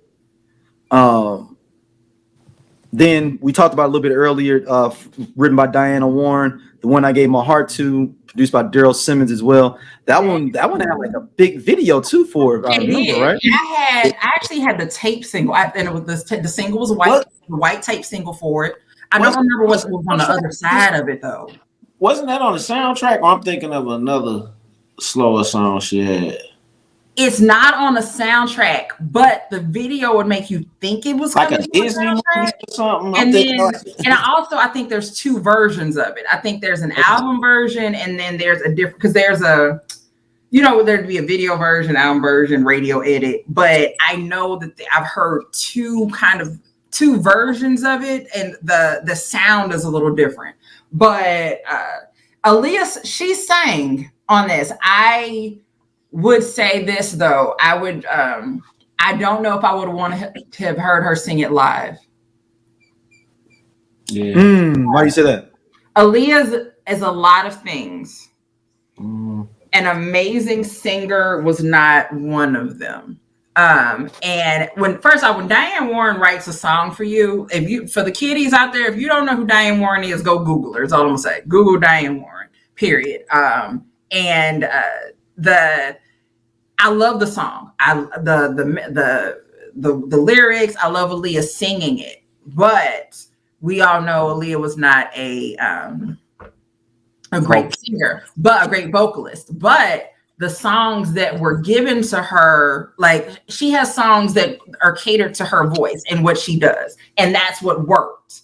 That song for me didn't fit, but I still love the song. Like I still love the song. Like it's a ballad. She's not a ballad girl. She's not a ballad girl. And what about "Come Over"? Those aren't ballads. "Come Over" is a ballad. Think of the difference think of like all Whitney Houston's majority of her songs, right, were all ballads, right? So just those long dramas. Oh, you mean a classic ballad? An actual ballad. Like so, like not a slow song, a ballad. Right. I get Over is a slow song, right?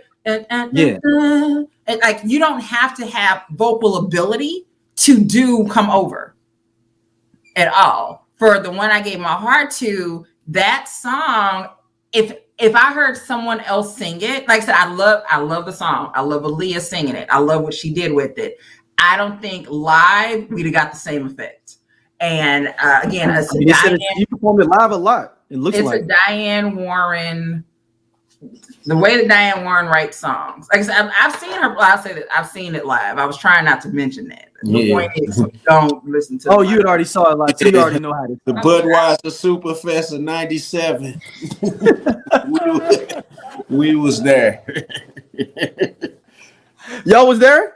I wasn't at. Like I said, we talked about this before. That concert is a very sensitive subject for me. I wasn't at that concert, but I know that Scott was. Brandon, my best friend Brandon, was there. A lot of people were there. I wasn't there, but she has performed the song live, and it's not.